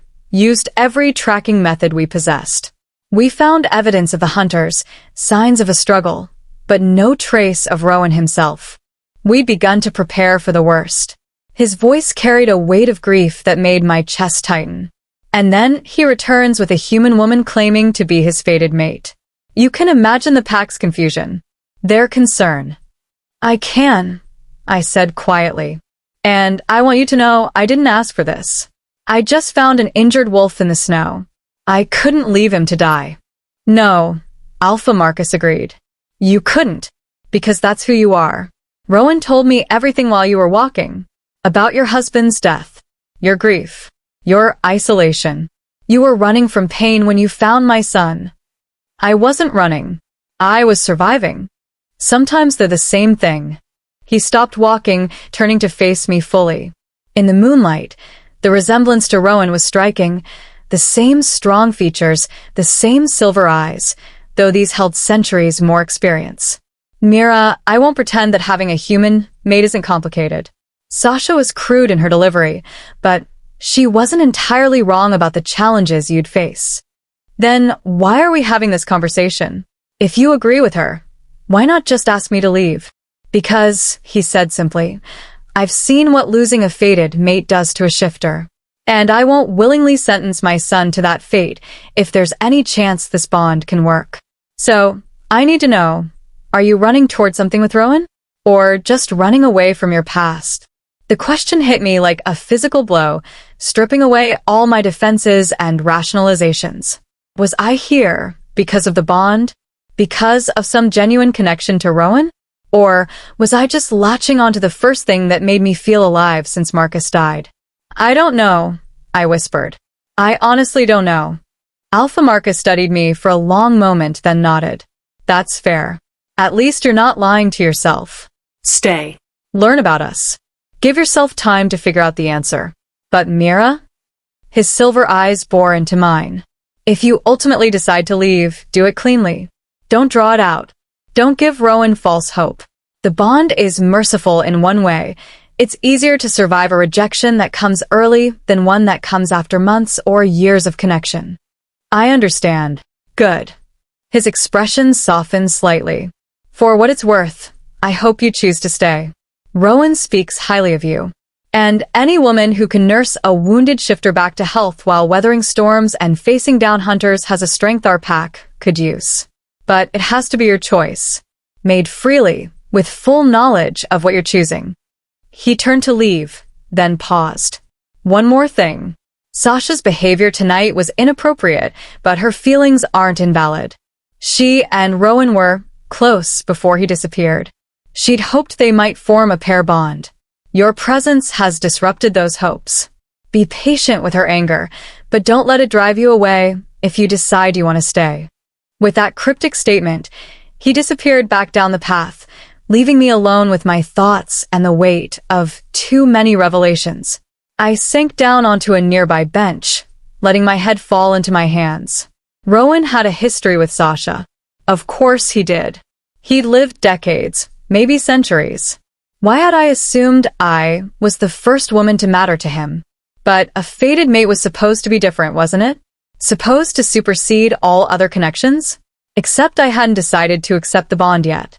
Which meant Rowan was in limbo, waiting for me to make a choice that would determine both our futures. No pressure, or anything. You look like you could use a friend, a voice said from behind me, making me jump. I turned to find a young woman, maybe early 20s in appearance, though who knew how old she really was, settling onto the bench beside me. She had friendly eyes the color of honey and a warm smile that was the first genuinely welcoming expression I'd seen since arriving. I'm Ivy, she said, holding out her hand. And, before you ask, yes, I'm a shifter. No, I don't bite. And yes, I saw what happened with Sasha back there. She can be intense. I shook her hand, grateful for the friendly overture. Mira. And intense is a diplomatic way of putting it. Ivy laughed. She's not all bad, just protective of Rowan. They grew up together, trained together. She probably imagined a future with him, even without a fated bond. And then you showed up and complicated everything. I didn't mean to complicate anything. I just found someone who needed help and couldn't walk away, Ivy finished. Yeah, we heard. Word travels fast in a pack this size. Everyone's talking about you. The human who healed Rowan. The woman who rode into our territory on the back of an alpha sun like something out of a legend. It wasn't nearly that dramatic. Wasn't it? Ivy's honey eyes glittered with amusement. Mira, you're the first human fated mate anyone in this pack has seen in living memory. You're absolutely that dramatic, whether you meant to be or not. I groaned, dropping my head back into my hands. This is a nightmare. Or an adventure, Ivy suggested. Depends on your perspective. Hey, I know everything is overwhelming right now. But if you need someone to talk to, someone who isn't directly involved in all the political pack dynamics and fated bond drama, I'm available. No judgment. No agenda. Just someone who remembers what it's like to feel completely out of her depth. I looked up at her, searching for any hint of manipulation or ulterior motive. All I saw was genuine kindness. Thank you, I said quietly. I might take you up on that. Please do. And in the meantime, she stood, offering me a hand up. Come on. I'll show you where you'll be staying. You look like you could use about 12 hours of sleep and a fresh start in the morning. She was right. I was exhausted, physically, emotionally, mentally. The adrenaline that had carried me through the day had worn off, leaving me hollow and shaky. I let Ivy lead me to a small cabin on the edge of the settlement. It was simple but clean, with a bed that looked impossibly inviting and a fireplace already crackling with warmth. This is yours for as long as you need it, Ivy said. There's a bathroom through that door, and I'll bring you some clothes in the morning. For tonight, just rest. Everything else can wait. Will Rowan? I started, then stopped, not sure what I was asking. He'll give you space, Ivy assured me. But he won't go far. Alpha's son or not, he's still your mate. Or potential mates. Whatever. The point is, he'll be close enough to keep you safe, but far enough to let you breathe. Get some sleep, Mira. Tomorrow's a new day. She left, pulling the door closed behind her, and I was finally, blessedly alone. I collapsed onto the bed without even removing my boots, staring up at the ceiling and trying to process everything that had happened. 24 hours ago, I'd been in my cabin. My biggest problem was a talking wolf. Now I was in a hidden shifter settlement, claimed by a fated bond one didn't understand, facing a choice that could determine the rest of my life. How had everything gotten so complicated so quickly? But even as I asked the question, I felt it, that warmth in my chest. That sense of rightness that pulsed steady as a heartbeat whenever I thought of Rowan. The bond. Growing stronger, even as I tried to figure out if I wanted it at all. I closed my eyes, exhaustion pulling me under, and my last thought before sleep claimed me was a question I couldn't answer. Was I falling for Rowan? Or just falling for the idea of not being alone anymore? And did it even matter which was true? Mira has entered a world far more complex than she imagined. The pack's politics, Rowan's history, and the weight of the fated bond are all pressing down on her. And with former flames like Sasha in the picture, the path ahead is anything but clear. Can a human truly find a place among the wolves? Or will the pressure tear her, and her bond with Rowan, apart? What do you think of Sasha's warning? Is she right to be concerned, or just jealous? Share your thoughts below as Mira's journey deepens. Chapter 7. Learning to Run with Wolves. I woke to sunlight streaming through unfamiliar windows and the sound of voices outside my cabin. For a disoriented moment, I thought I was back home, that everything, the wolf, the transformation, the journey to Mistwood territory, had been nothing more than an elaborate dream brought on by too much isolation and grief. Then I sat up and saw the rough-hewn log walls, the fireplace full of cold ash, and the borrowed clothes folded neatly on the chair by the door. Reality crashed back in, bringing with it the full weight of yesterday's revelations. I was in a shifter settlement. Rowan Ashcroft claimed I was his fated mate. And I had no idea what I was going to do about any of it. The voices outside grew louder, children laughing, adults calling to one another, the ordinary sounds of a community starting its day. I moved to the window and carefully pulled back the curtain.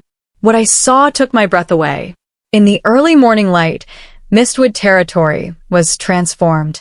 What had seemed mysterious and slightly ominous last night now looked almost idyllic. Children, some human-shaped, some in wolf form, chased each other through the snow while adults watched from porches or tended to various tasks. Smoke rose from chimneys, and I could smell bread baking somewhere nearby. It looked like a normal village, except for the wolves. A knock at my door made me jump. Mira? Ivy's voice called through the wood. I brought clothes and breakfast. Can I come in? Yes, please. Ivy entered carrying an armload of fabric and a basket that smelled divine. She was dressed in practical work clothes, jeans, a thick sweater, sturdy boots, and her honey-colored hair was pulled back in a braid. "Morning," she said cheerfully, setting everything on the small table by the window. "How'd you sleep?" "Like the dead," I admitted. I didn't think I would, but the moment my head hit the pillow, I was gone. The territory does that sometimes. Something about the magical barriers. They help people rest easier. She gestured to the clothes. "These should fit. They're mine, so they might be a little long, but better than wearing the same thing you traveled in." I fingered the soft fabric of a sweater, touched by her thoughtfulness. "Thank you. You didn't have to do this." "I know, but I wanted to." Ivy pulled 2 pastries from the basket and handed me one. Elderberry scones. Best in the territory, if I do say so myself. I work in the communal kitchen 3 days a week. The scone was still warm, and when I bit into it, flavor exploded across my tongue, sweet and tart and perfect. I made an involuntary sound of appreciation. Ivy grinned. Told you. "So, I figure you probably have about 1,000,000 questions about how things work here. Want the unofficial tour?" "What about Rowan? Shouldn't he be the one showing you around?" Ivy shook her head. "Alpha Marcus thought it might be better if you had some time to adjust without Rowan hovering.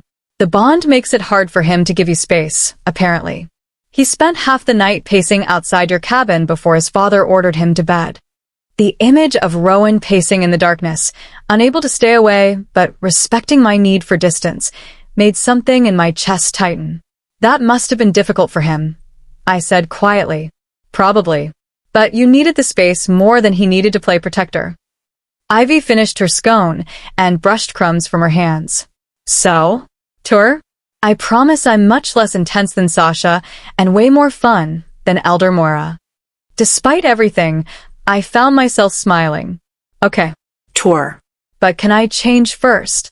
Obviously. 20 minutes later, dressed in Ivy's borrowed clothes and feeling marginally more human, I followed her out into the settlement. Morning in Mistwood territory was a revelation. What had seemed alien and slightly threatening in the darkness now felt almost normal. People went about their business, greeting us as we passed. Some nodded politely.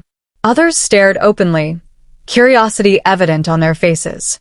A few, like Sasha, who I spotted across the square, barely concealed their hostility. But no one tried to stop us or demand explanations, and gradually, I began to relax. "Okay," Ivy said, playing tour guide. "Crash course in Mistwood territory.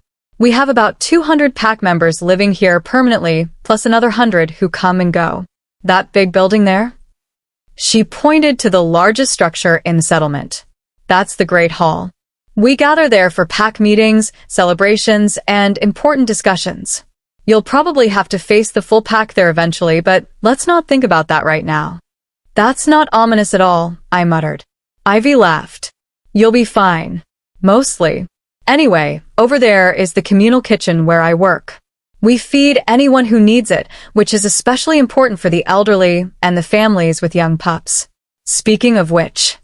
She pointed to a cleared area where a group of children were playing, some in human form, some as wolf pups. They tumbled over each other, play fighting and yipping with abandon.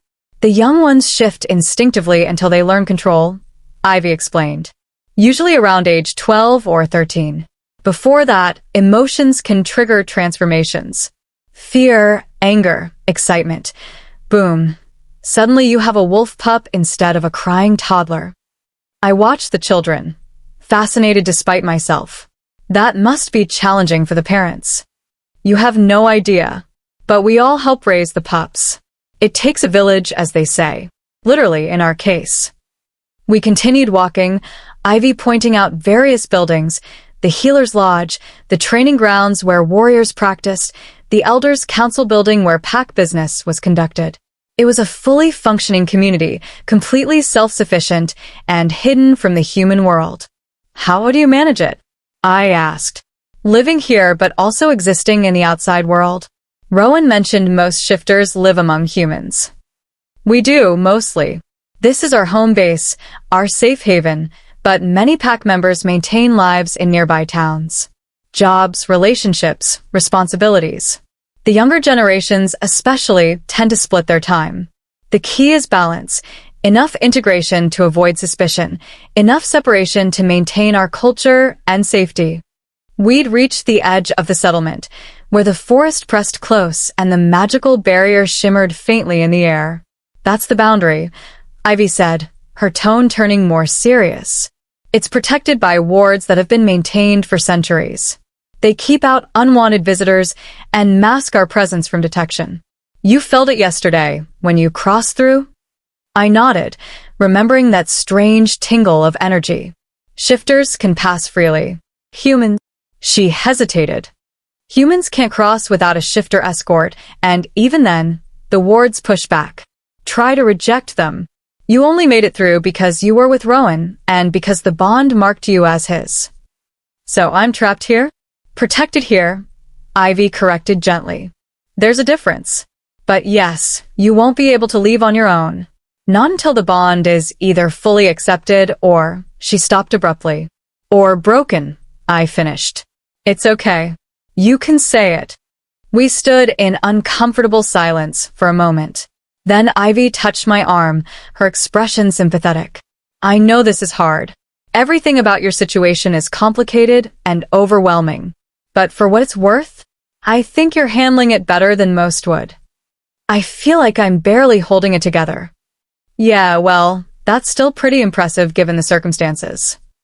She squeezed my arm once, then released it. Come on, there's someone you should meet. She led me to a smaller cabin set slightly apart from the others. The garden in front was still green despite the winter cold, with herbs and flowers that shouldn't have been able to survive this climate growing in lush abundance.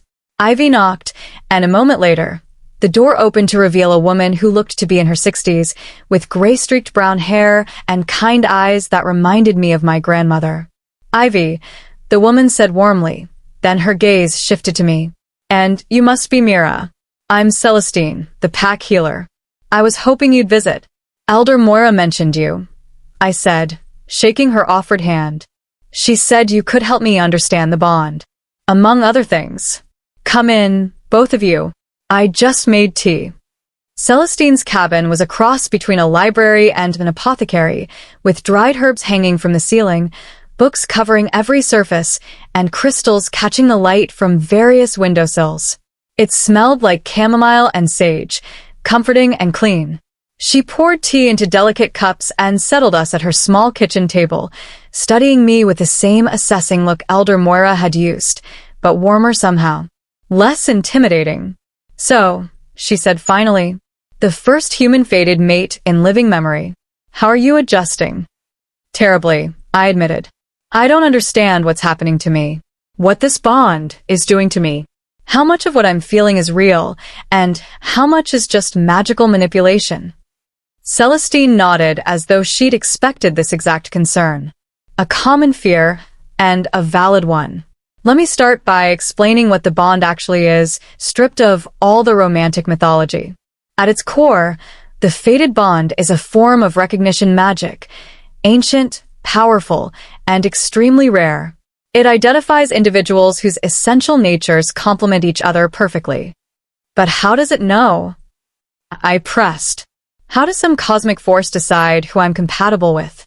It doesn't decide, Celestine corrected gently. It recognizes. Think of it like a key finding its lock. The key doesn't create the lock, and the lock doesn't create the key. They're made for each other, and when they come together, something that was closed opens. The bond is the same. It doesn't create feelings where none exist. It reveals what was already there, dormant, waiting. But I barely know Rowan. We've spent 2 weeks together, most of which he was in wolf form. How can some magical recognition say we're perfect for each other based on that? Because the bond doesn't measure time or circumstances. It measures essence. Celestine wrapped her hands around her teacup. Your soul recognized him. His soul recognized yours. Everything else, the getting to know each other, the building of trust and affection, that's the human part. The part you control. I took a sip of tea, trying to process this. Elder Moira made it sound like I don't have control. Like if I try to fight the bond, it'll destroy us both. Moira can be dramatic, Celestine said dryly. The truth is more nuanced. Yes, the bond wants to complete itself. That's its nature. And yes, fighting it causes pain for both parties. But you absolutely have a choice in whether to accept it. The question is whether you're strong enough to live with the consequences of that choice. What kind of consequences? Celestine exchanged a look with Ivy, who'd been quietly listening. Then she turned back to me. If you choose to reject the bond, to walk away before completion, you'll both survive. But you'll carry the echo of what could have been for the rest of your life. A sense of loss, of incompleteness. Like missing a limb you never actually had. It fades over time, becomes bearable, but it never fully goes away. And Rowan would experience the same, but amplified by his shifter nature. His wolf half recognizes you as mate in a way that's purely instinctual. Rejecting the bond would mean constantly fighting that instinct. He'd survive, but he'd be diminished. His wolf half would always search for you, always mourn your absence.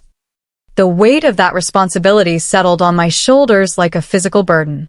So either I commit to a relationship with someone I barely know, or I sentence us both to a lifetime of regret and pain. Those are my options. No, Celestine said firmly. Your option is to take the time you need to make an informed decision. Live here for a while. Get to know Rowan as a person, not just as a concept. Understand what accepting the bond would mean for your life. And then, when you're ready, make your choice with full knowledge of what you're choosing. But the longer I wait, the stronger the bond grows, yes. But that doesn't mean you can't still choose to walk away. It just means the consequences become more severe the longer you delay. She reached across the table and covered my hand with hers. Mira, I won't lie to you. There's no easy answer here. But you're not the villain if you ultimately decide this life isn't for you. And Rowan won't hate you for making that choice. He'll understand, even if it destroys him. I pulled my hand back, standing abruptly. I need air. Thank you for explaining, but I need to think. Of course. Celestine rose as well, moving to a shelf and pulling down a small leather-bound book. Take this. It's a journal kept by the last human who bonded with a shifter, the one Elder Moira mentioned, who lived to 93. Her name was Isabel, and she documented her journey from confusion and fear to acceptance and joy. It might help to read about someone who walked this path before you. I took the journal, feeling the weight of it in my hands. Thank you. Outside, Ivy walked with me in silence for a while. Finally, she spoke. You know what I think? I think you're so scared of making the wrong choice that you're paralyzed from making any choice at all. And I get it. After losing your husband, the idea of opening yourself up to that kind of love and potential loss again must be terrifying. She was right, and hearing it stated so plainly made my eyes burn with unshed tears. What if I can't do it? I whispered. What if I'm too broken to love someone again? Then the bond wouldn't have recognized you, Ivy said simply. Whatever else it is, the bond doesn't make mistakes. If it says you and Rowan are meant to be, then you have the capacity to love him. You just have to decide if you're brave enough to try. We'd reached a small clearing at the edge of the settlement. And there, practicing forms with a wooden staff, was Rowan. He was shirtless despite the cold, his muscled torso gleaming with sweat as he moved through what looked like a complex martial arts routine. Each movement was precise, controlled, deadly. This wasn't exercise, this was training. Preparing for violence. Preparing to protect his pack. To protect me. He must have sensed my presence because he stopped mid-form, turning to face me. Those silver eyes locked onto mine, and I felt that pull again, that inexplicable magnetism that made me want to cross the clearing and touch him, just to feel that spark of recognition. I'll leave you two alone, Ivy murmured, squeezing my shoulder once before disappearing back toward the settlement. Rowan set down his staff and reached for a shirt that had been draped over a nearby log. He pulled it on slowly, never breaking eye contact. How are you? He asked, his voice rough. Overwhelmed. Confused. Terrified, I admitted. But still here. Something that looked like relief flooded his features. Still here, he repeated. That's something. We stood in awkward silence, the space between us charged with all the things we hadn't said. Ivy gave me a tour. I said finally, "Your territory it's incredible, Rowan. What you've all built here." "It's home," he said simply. "Or it was before I left. I don't know if it still feels like home anymore." "Not without." He stopped himself, shaking his head. Sorry. "I'm not trying to pressure you. I know you need time." Celestine gave me a journal. I said, pulling it from my pocket. "Written by the last human fated mate, Isabel." Recognition flashed through his eyes. I remember her. I was young when she died, but I remember. She was remarkable. Strong. Kind. The pack loved her. What was it like? For her mate? After she died? Rowan's expression turned somber. Devastating. He lasted a week after she passed. One morning he simply didn't wake up. The healers said his heart had stopped, but we all knew the truth. He'd followed her. Because that's what the completed bond does. It ties you so completely that separation becomes unbearable. That doesn't scare you? The idea of being that dependent on another person. It terrifies me, he admitted. But the alternative, living without ever knowing that kind of connection, scares me more. I've watched too many of my pack mates settle for comfortable partnerships that lack true passion. I don't want that. I want. He took a step closer, his eyes burning with intensity. I want what my parents have. What Isabel and her mate had. That bone-deep certainty that you've found the one person in all the world who truly sees you. Who accepts you. Who chooses you, every day, for the rest of your shared life. His words struck something deep inside me, resonating with a longing I'd been afraid to acknowledge. I had that, I whispered. With Marcus. And when I lost it, I thought I'd die from the pain. I'm not sure I'm strong enough to risk feeling that way again. Then don't, Rowan said, his voice gentle despite the pain I saw flashing through his eyes. Don't risk it. Walk away. Save us both the slow agony of hoping for something that can't be. The words should have been a relief, permission to leave, to choose safety over uncertainty. Instead, they felt like a challenge. Is that what you want? I asked. For me to leave? What I want, he said, his voice dropping to barely above a whisper, is for you to want to stay. But I won't manipulate you with the bond or guilt or false promises. If you can't see a future here, with me, with this life, then it's better you go now before we're both too far gone to recover. He turned away, picking up his staff again, dismissing me. And something in me rebelled. I crossed the clearing before I could talk myself out of it, stopping just behind him. Close enough to feel the heat radiating from his body. Close enough that when I spoke, my breath ghosted across his bare shoulder. I'm not ready to leave yet, I said quietly. I'm not ready to accept the bond either. But I'm not ready to give up on the possibility of it. So, if you can be patient with me, if you can let me figure this out at my own pace, then I'll stay. At least for now. Rowan turned slowly, and the hope in his eyes was almost painful to witness. For now, he repeated. I can work with you for now.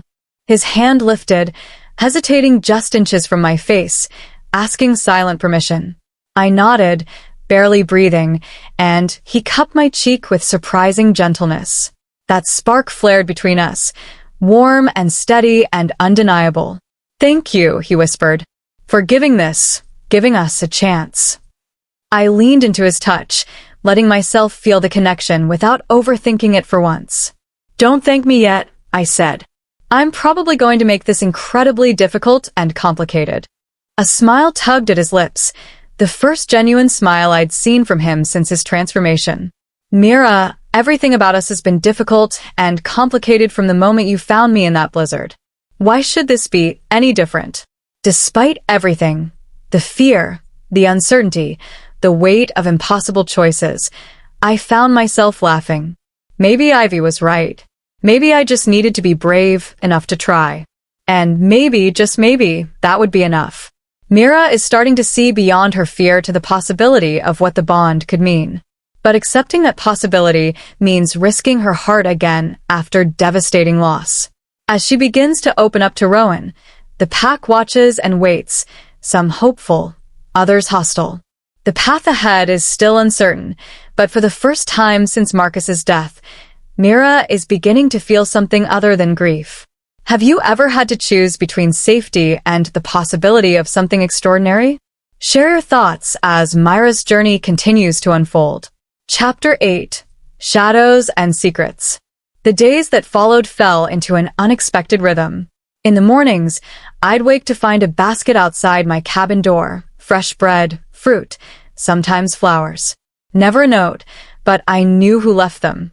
The gifts were Rowan's way of showing he was thinking of me without overwhelming my space, and I found myself looking forward to them more than I wanted to admit.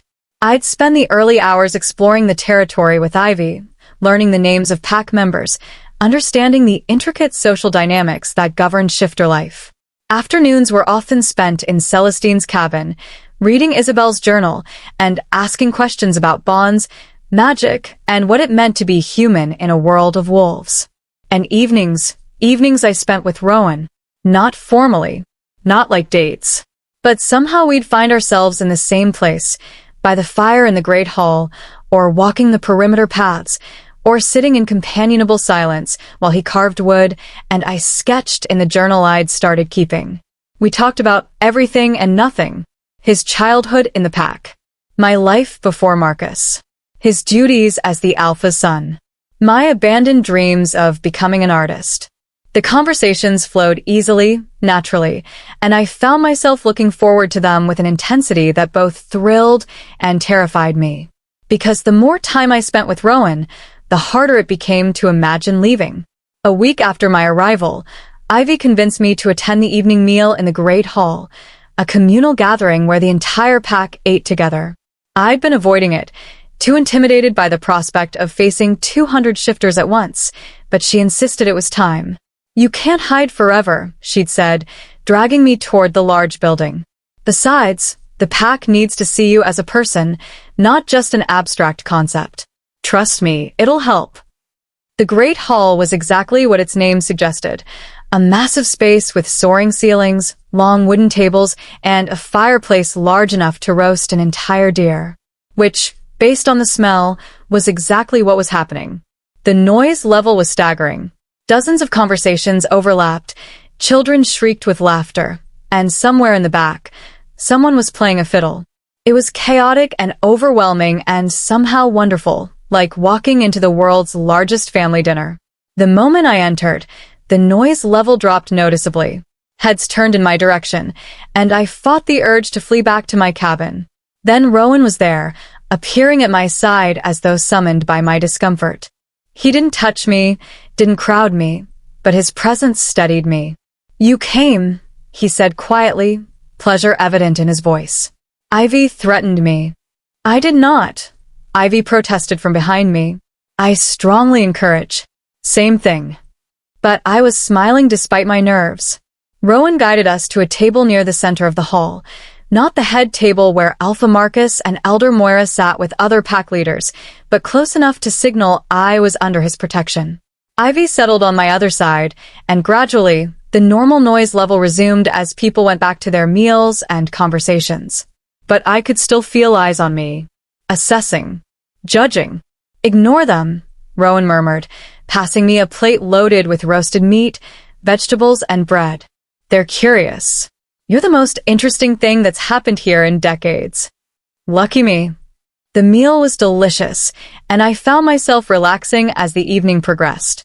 Several people stopped by our table to introduce themselves, some genuinely friendly, others clearly going through the motions for Rowan's benefit.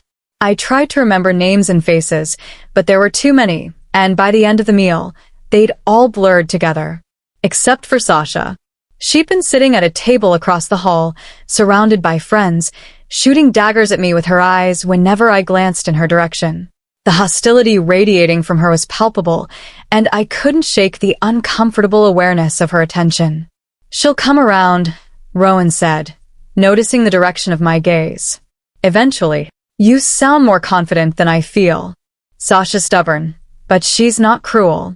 Once she accepts that you're staying, that the bond is real, she'll back off." "And if I don't stay?" The question slipped out before I could stop it, and I immediately regretted it when I saw Rowan's expression shudder. Then she'll be proven right, he said quietly. And I'll deal with it. Before I could respond, Alpha Marcus rose from the head table, and the entire hall fell silent.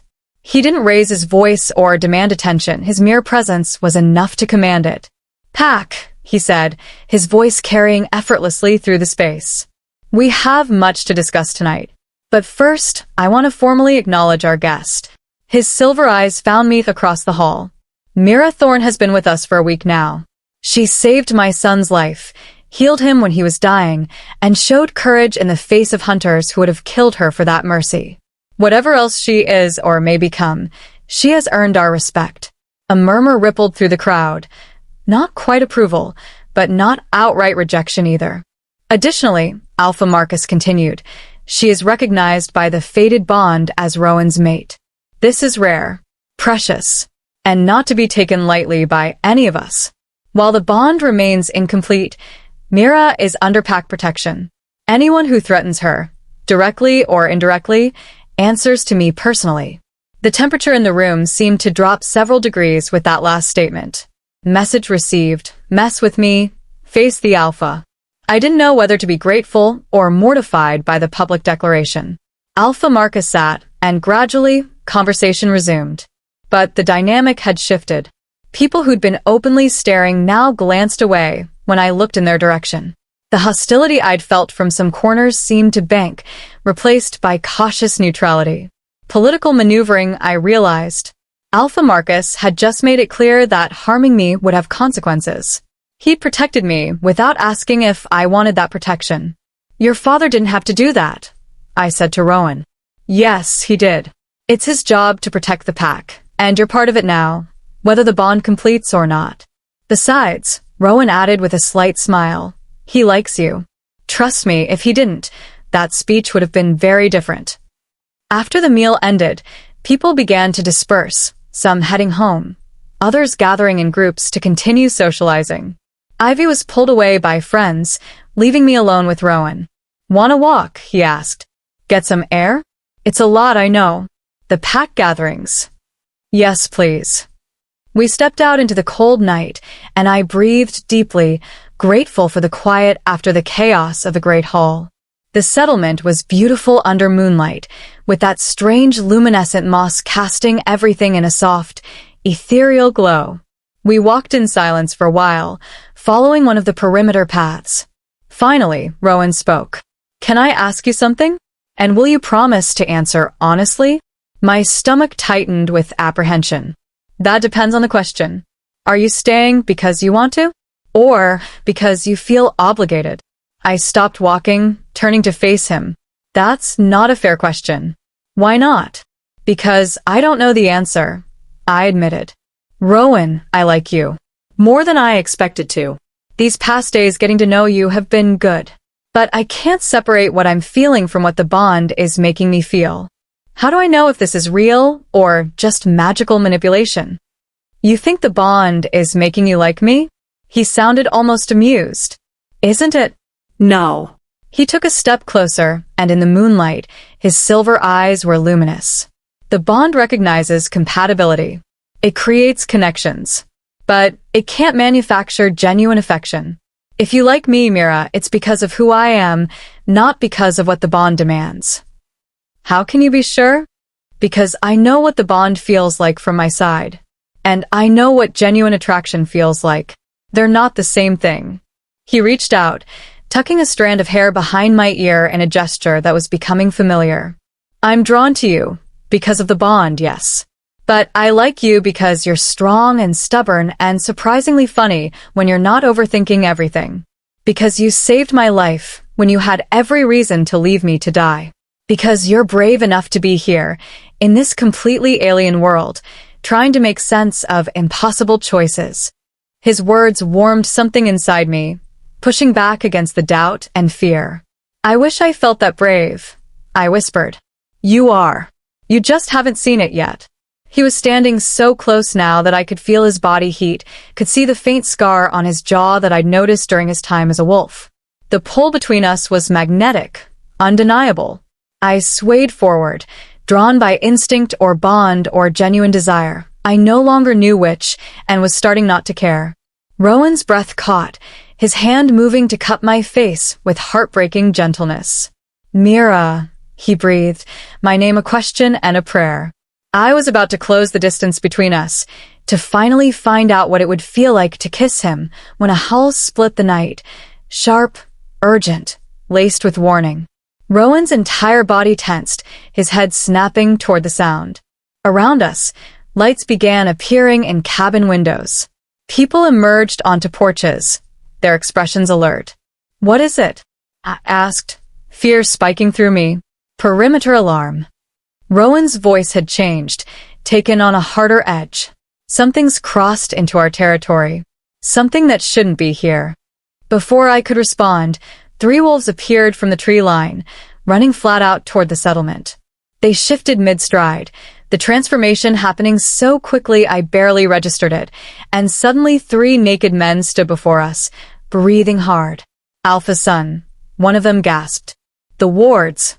Something broke through the western barrier. Ice flooded my veins. The hunters? We don't know yet, but whatever it is triggered every alarm we have. The elders are gathering now. Rowan turned to me, conflict evident in his features. I have to go. I have to. Go, I said firmly. Do what you need to do. I'll be fine. Ivy, he called, and she appeared almost instantly, as though she'd been nearby waiting. Take Mira to the safe house. Stay with her. Don't let her out of your sight. On it. Rowan hesitated one more moment, his silver eyes burning into mine. Then he was shifting, the transformation rippling through him, and the massive black wolf took off running toward the western edge of territory. Come on, Ivy said, grabbing my arm. We need to move. Now. The safe house turned out to be a reinforced cabin near the center of the settlement, with thick walls and windows that could be barred from inside.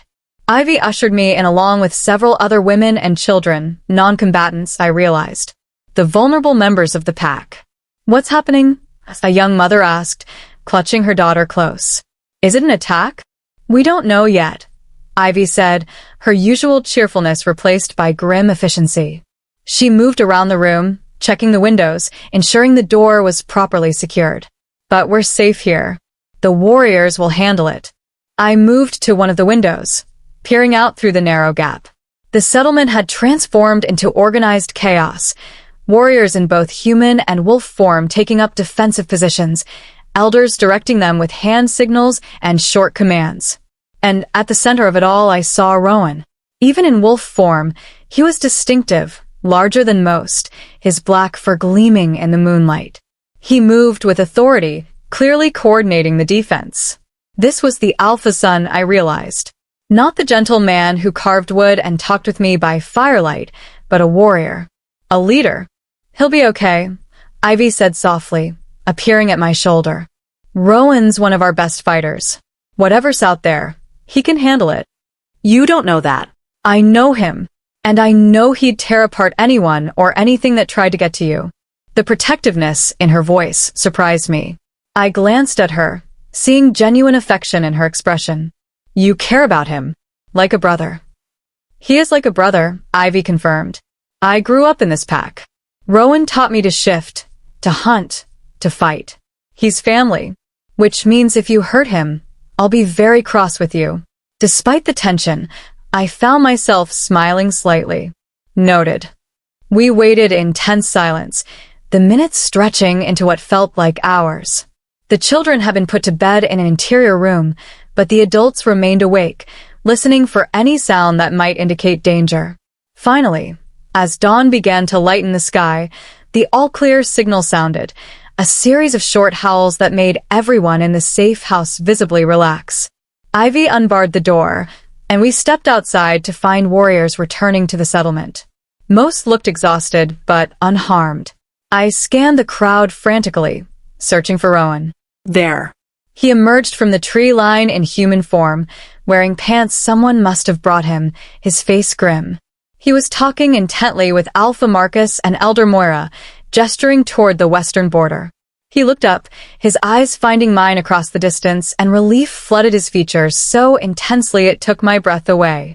He broke away from the conversation and crossed to me in long strides, and before I could process what was happening, he pulled me into his arms. "You're safe," he breathed into my hair. "Thank God you're safe." I wrapped my arms around him, feeling the tension thrumming through his body. "What happened? What was it?" "Scouts," he said, pulling back slightly to look at me. "Hunter scouts. They didn't breach the wards fully, but they got close enough to trigger the alarms. They were testing our defenses, mapping our territory. They're preparing for an attack," I whispered, the reality settling over me like a cold shroud. Yes. "A full assault. Soon." His hands tightened on my arms. "Mira, this is because of me. Because I escaped them.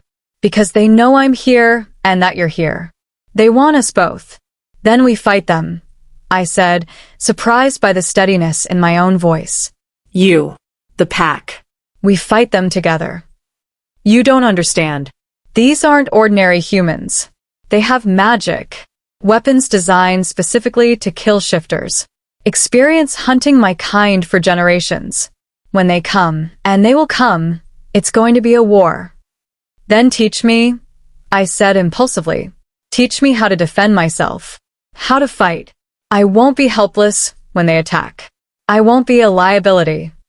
Something that looked like pride flashed through Rowan's eyes. "You want to train? To learn combat?" Yes. "If I'm going to be here, if I'm going to be part of this pack, then I need to pull my weight. I need to be able to protect myself. So teach me." Alpha Marcus had approached during our conversation, Elder Moira beside him. He'd heard my declaration, and now he studied me with new interest. "She is spirit," he said to Rowan. "Your mate." "She's not my—" Rowan started, then stopped. "She's not decided yet." "Perhaps," Alpha Marcus said. "But she just asked to train as a warrior. That speaks to commitment, whether she realizes it or not." He turned his silver gaze to me. "If you want to train, Mira Thorn, I'll allow it. But understand, our training is brutal. Many of our own pups wash out before completing it. Are you certain?" I thought about the hunters who'd burst into my cabin, the casual way they'd threatened violence, the fear I'd felt, helpless and vulnerable. I never wanted to feel that way again. "I'm certain," I said firmly. "Then training begins tomorrow at dawn." Alpha Marcus's expression softened slightly. "Welcome to the warrior path, Mira. I suspect you're going to surprise us all." As he walked away, Rowan pulled me close again, his voice dropping to a whisper meant only for me. "You don't have to do this. You don't have to prove anything to the pack or to me." "I'm not doing it for the pack," I said, looking up into those silver eyes that had haunted my dreams. "I'm doing it for me. Because if the hunters come, I won't hide in a safe house while you fight. I'll stand beside you, even if I'm terrible at it." Rowan's expression transformed, pride and affection, and something deeper that made my heart race. "You're extraordinary," he said softly. "Do you know that?" Before I could respond, he leaned down and pressed his lips to my forehead, a gentle kiss that somehow felt more intimate than anything we'd shared before. "Get some rest," he murmured. "Dawn comes early. And trust me, you're going to need all your strength for what comes next." He was right. I had no idea what I'd just signed up for. But as I walked back to my cabin, feeling the ghost of his kiss still warm on my skin, I knew one thing: I wasn't running anymore. Whatever came next, I was staying to face it. Mira has made her choice, not to accept or reject the bond, but to fight for the right to make that choice on her own terms. The hunters are coming. War is brewing. And a human woman is about to enter warrior training in a pack of shapeshifters. Some decisions change everything. And this one might just save them all, or destroy everything Rowan's people have built. Would you have made the same choice? To fight instead of hide? Share your thoughts as Mira's transformation from outsider to warrior begins. Chapter 9. Blood, Sweat, and Silver. Dawn arrived far too quickly. I'd barely slept, my mind racing with equal parts anticipation and dread about what I'd committed to. Warrior training. With shapeshifters. Who could tear me apart without breaking a sweat if they wanted to. What had I been thinking? The knock on my door came precisely at sunrise, sharp, efficient, no nonsense. I opened it to find a woman I hadn't met before standing on my porch. She was shorter than me by several inches, but built like a compact powerhouse, all lean muscle and controlled energy. Her hair was cropped close to her skull, and her eyes, a pale green that seemed to glow slightly in the early light, assessed me with the cold efficiency of a predator sizing up prey. "You're Mira," she said. It wasn't a question. "I'm Kira. I'll be overseeing your training. You have 5 minutes to change into something you can move in and meet me at the training grounds. Don't be late." She turned and walked away without waiting for a response. Friendly, I thought sarcastically, but I scrambled to follow her instructions. I pulled on the most athletic clothes I had, leggings, a sports bra, a long-sleeve shirt, and the hiking boots I'd arrived in. It would have to do. The training grounds were located on the eastern edge of the settlement, a large cleared area with various equipment I couldn't identify and what looked like obstacle courses winding through the surrounding trees. Several other shifters were already there, running through exercises or sparring in pairs. And standing at the center of it all, wearing training gear and looking far too alert for this ungodly hour, was Rowan. Our eyes met across the distance, and something warm unfurled in my chest at the sight of him. He gave me an encouraging nod, then returned his attention to the young shifter he was coaching through a defensive stance. "Ignore him," Kira said, appearing at my elbow. "Eyes on me. From this moment until I dismiss you, I am the only person who matters. Understood?" "Understood." "Good." First rule of warrior training: check your ego at the door. I don't care that you're the alpha son's potential mate. I don't care that you're human. All I care about is whether you can follow instructions and push past your limits. "Can you do that?" "Yes." "We'll see. Drop and give me 50. I blinked. 50 what? Push-ups. "Now." I dropped to the ground and started counting. By 20, my arms were shaking. By 30, I was convinced I couldn't do another. By 40, I was ready to collapse. "Keep going," Kira said, her voice completely devoid of sympathy. "Pain is just weakness leaving your body. Push through it." I made it to 45 before my arms gave out completely and I face-planted into the dirt. 45, Kira announced. "Not terrible for a human, but not good enough. You'll work up to 100 by the end of the month." 100? She was insane. "On your feet. Next is conditioning. Follow me." What followed was 2 hours of the most brutal physical exercise I'd ever experienced. Running, jumping, climbing, crawling through obstacle courses designed for people who could transform into wolves and heal from injuries in hours. Kira pushed me relentlessly, offering no praise when I succeeded and no sympathy when I failed. By the time she finally called a break, I was covered in mud, bleeding from a dozen scrapes, and so exhausted I could barely stand. "Water," Kira said, tossing me a canteen. "Drink." "You have 10 minutes, then we start combat training." I gulped water greedily, then collapsed onto a bench at the edge of the grounds. Every muscle in my body screamed in protest. "How are you holding up?" Rowan's voice made me look up. He'd finished with his student and was approaching with what looked like genuine concern on his face. "I think I'm dying," I said honestly. A smile tugged at his lips. "You're not dying. You're just discovering muscles you didn't know you had." "I'm discovering that I hate all of them equally." He laughed, a genuine, warm sound that made my exhaustion momentarily fade. He sat beside me on the bench, close enough that our shoulders touched. "Kira's tough, but she's the best. If anyone can teach you to survive what's coming, it's her. She said I need to do 100 push-ups by the end of the month." "You will. Your body will adapt faster than you think." He paused, then added quietly, "I'm proud of you, by the way, for doing this, for not giving up when it got hard. The day's not over yet. I might still give up." "No, you won't." His silver eyes held mine with absolute certainty. "You're too stubborn." Before I could respond, Kira's voice cut across the grounds. "Break's over. Mira, center ring. Time to see what you're made of." The center ring turned out to be exactly what it sounded like, a circular area marked off with stones, about 20 feet in diameter. Kira stood in the middle, waiting. Combat training starts with the basics, she announced as I approached on shaky legs. Stance. Movement. Understanding how your body works as a weapon. But before we can teach you how to fight, we need to see your natural instincts. So we're going to spar. My stomach dropped. Spar? With you? Yes. Don't worry, I'll hold back. Mostly. The point isn't to hurt you. It's to see how you react under pressure. Your fight or flight response. Whether you freeze or move. Attack me. I stared at her. What? Attack me. However you want. Just try to land a hit. This was insane. She was a trained warrior shapeshifter, and I was an exhausted human who could barely stand. But something in her expression told me that refusing wasn't an option. I lunged forward, throwing a clumsy punch that Kira sidestepped so easily she might as well have been moving through water. Before I could recover, she'd swept my legs out from under me, and I hit the ground hard.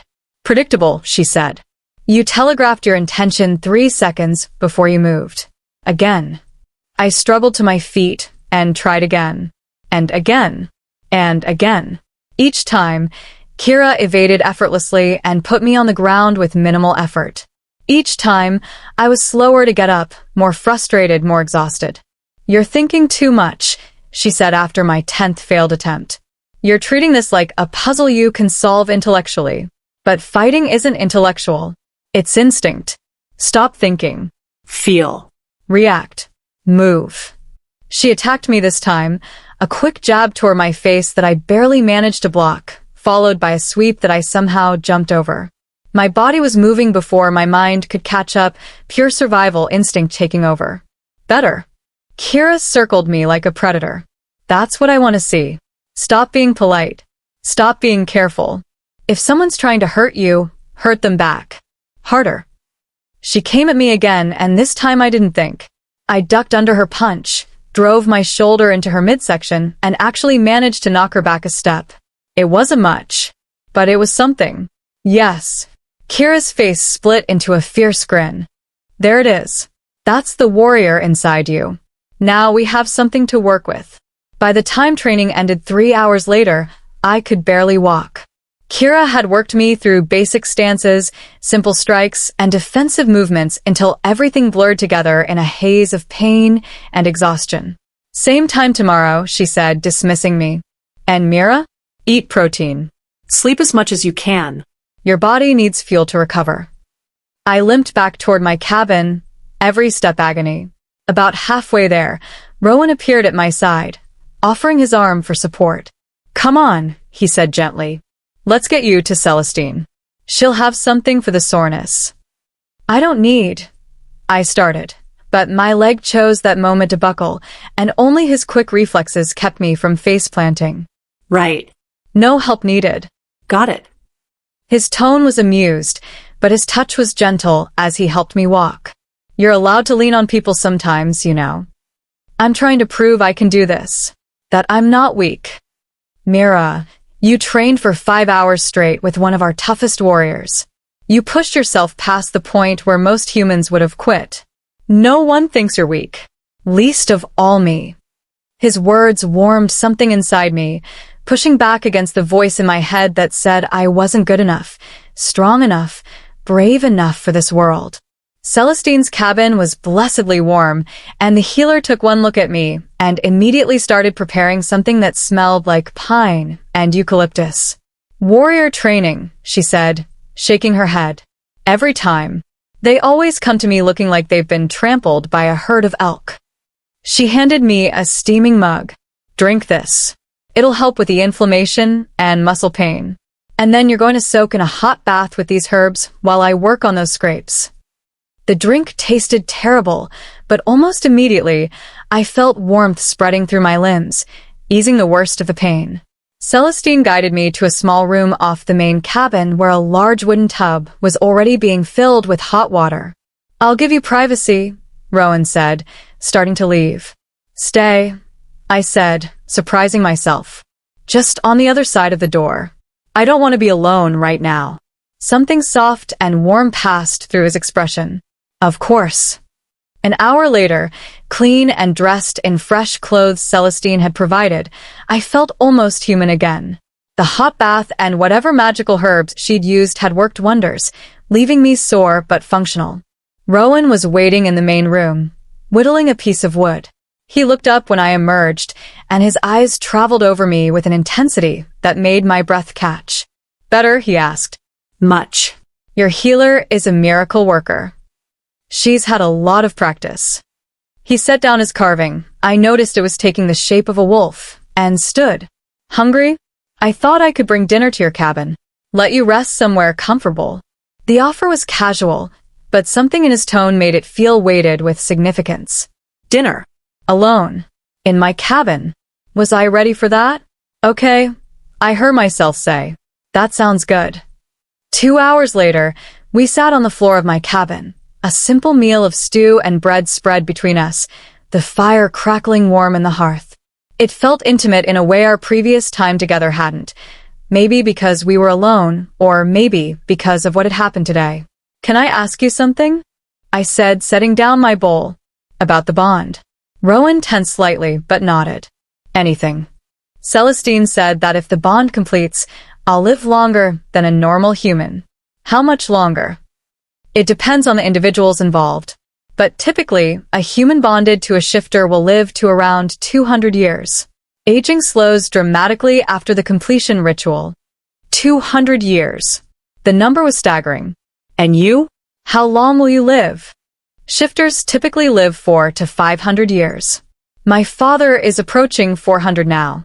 Elder Mira is the oldest in our pack at nearly 350. I tried to wrap my mind around that kind of longevity and failed. "So even with the bond, I'd still die before you. Significantly before you." "Yes."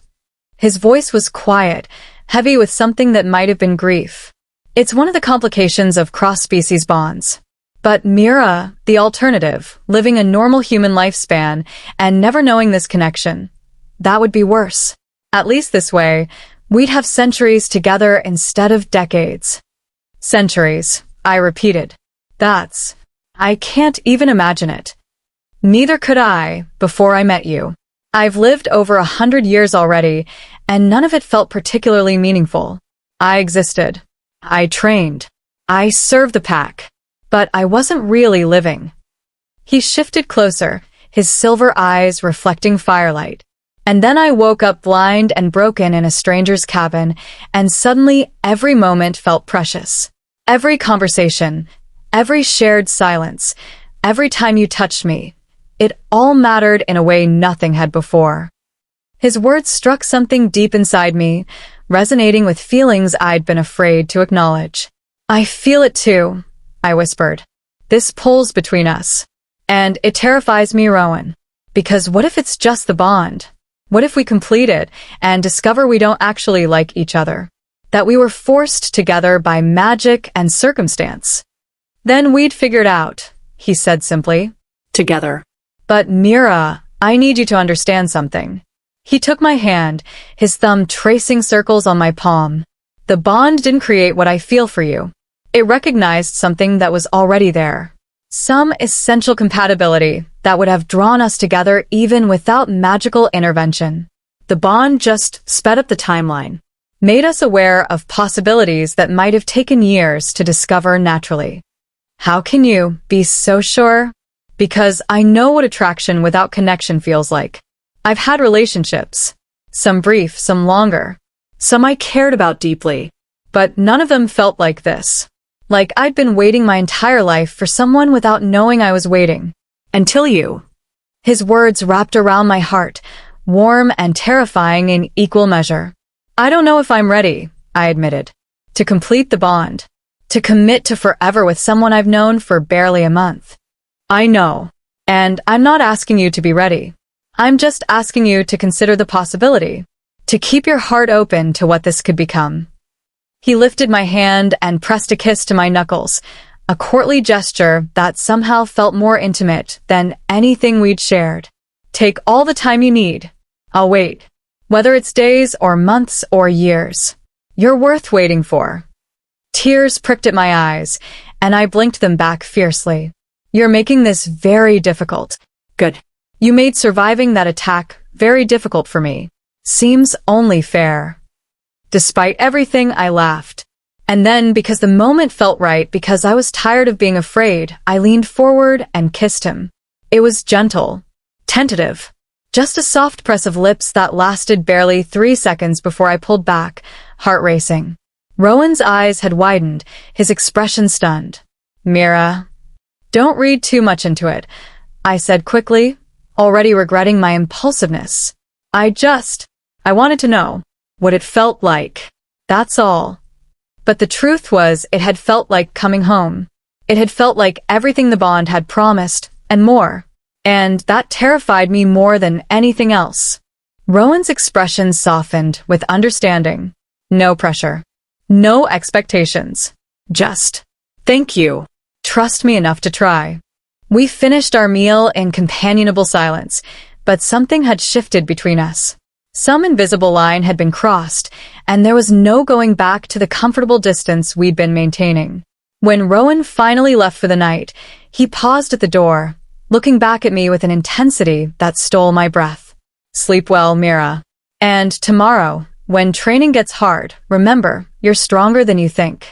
Strong enough for this life. Strong enough for what's coming. And maybe eventually strong enough for us. Then he was gone, leaving me alone with the ghost of his kiss and the terrifying realization that I was falling for him. Bond or no bond. Magic or no magic. I was falling, and I had no idea how to stop. Or, if I even wanted to. Mira has taken her first steps toward becoming a warrior, and her first step toward accepting what she feels for Rowan. But the hunters are still out there, watching, waiting for the right moment to strike. And when they do, all the training in the world might not be enough to save the people she's starting to think of as a pack. The question is, will she be ready in time? Have you ever trained for something that seemed impossible at first? Or taken a leap of faith with your heart, even though you were terrified? Share your experiences. Mira's journey is just beginning to heat up. Chapter 10, The Attack. 3 weeks of training transformed my body in ways I wouldn't have thought possible. I could do those 100 push-ups now, not easily, but I could do them. My arms had developed definition I'd never had before. My reflexes had sharpened. And under Kira's relentless instruction, I'd learned the basics of hand-to-hand combat, knife fighting, and how to exploit the weaknesses of opponents larger and stronger than myself. Which, given that I was training among shapeshifters, was essentially everyone. You'll never win on strength, Kira had told me during one particularly brutal session. So you win on speed, strategy, and sheer stubbornness. Use their size against them. Stay mobile. Strike fast and hard, then get out before they can retaliate. I'd practiced those principles until they became instinct, sparring with pack members who held back just enough to avoid seriously injuring me, but not enough to make it easy. I accumulated bruises like badges of honor and learned to push through pain that would have sent me running a month ago. And through it all, Rowan was there. Not hovering. He'd learned quickly that I hated being coddled, but present. Supporting. Sometimes training alongside me, other times simply watching from the edges of the grounds with an expression that made my heart do complicated things in my chest. Our relationship had shifted after that kiss, though neither of us acknowledged it directly. We spent our evenings together now, sometimes talking, sometimes in comfortable silence. He taught me about shifter culture, pack dynamics, the intricate politics that governed their hidden world.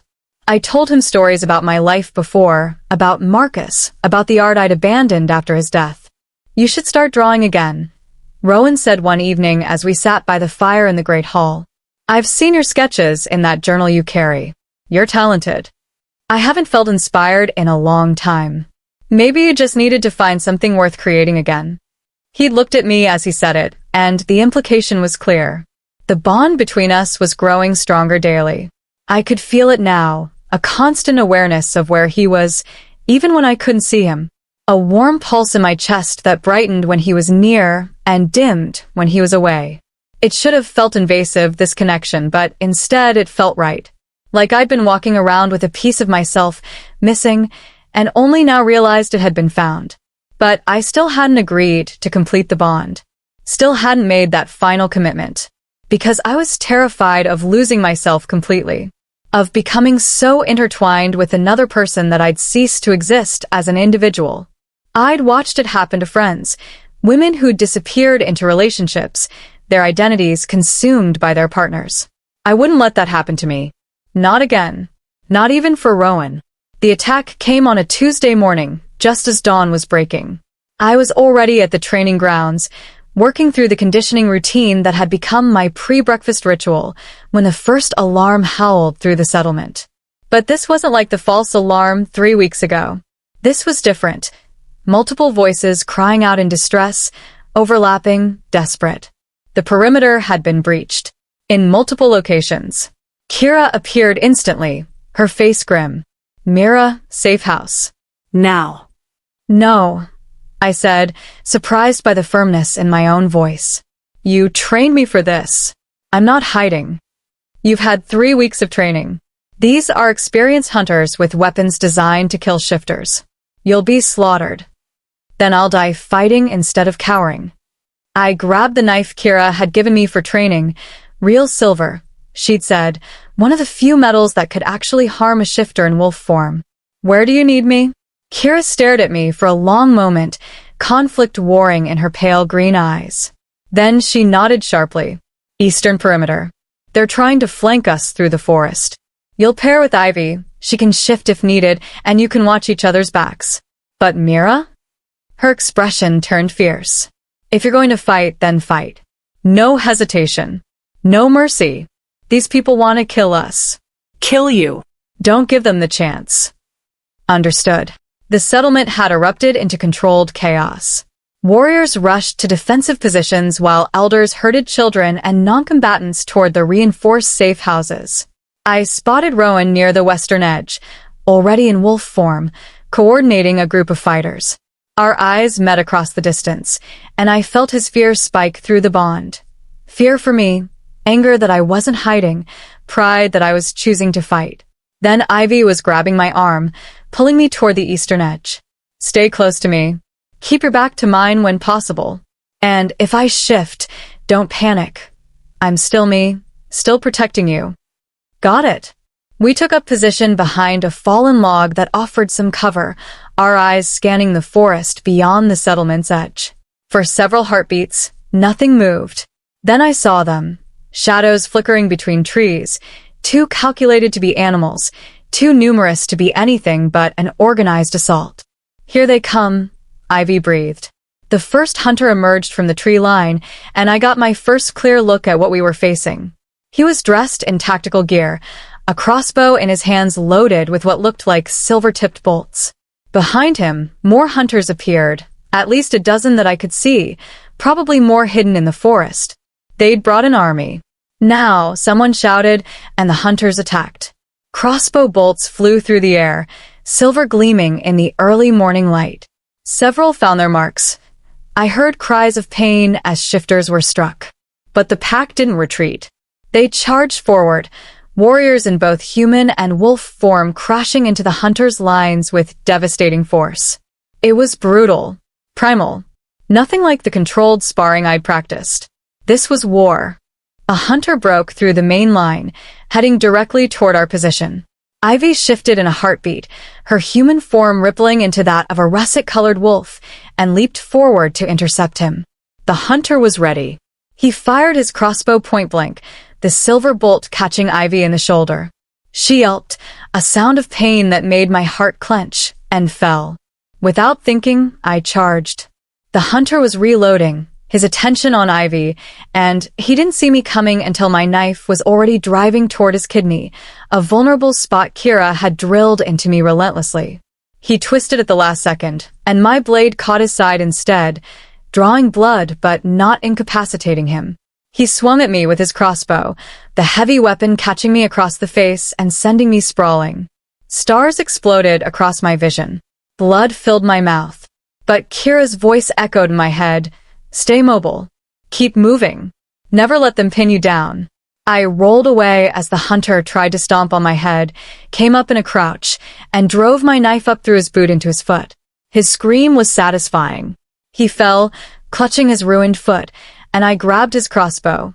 Heavy, unfamiliar, but I'd figure it out. More hunters were flooding through now, and the battle had devolved into dozens of individual skirmishes. I saw Alpha Marcus in human form, fighting 3 hunters simultaneously with nothing but his bare hands and moving so fast he was almost a blur. Elder Moira stood near the great hall, her hands raised, lips moving in what looked like an incantation. Whatever she was doing created a shimmering barrier that deflected crossbow bolts. Magic. Real, actual magic.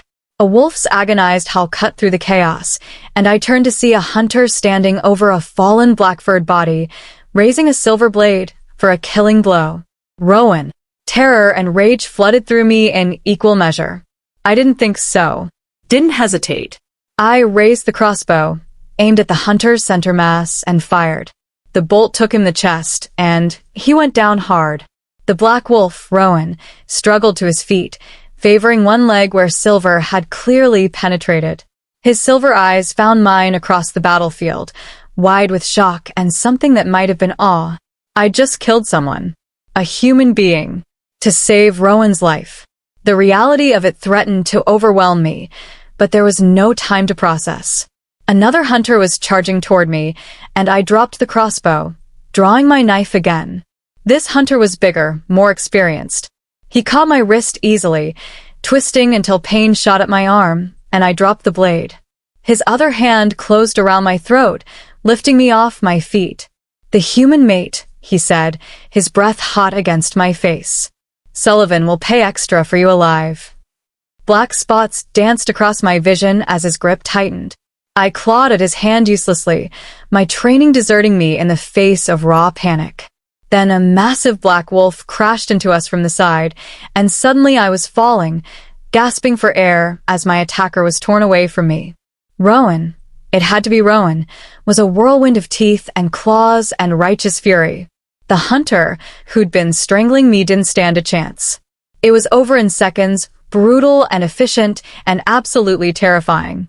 When it was done, Rowan shifted back to human form, blood covering his torso, his leg clearly injured but healing even as I watched. "Are you hurt?" His hands were on me, checking for injuries, his eyes wild with concern and adrenaline.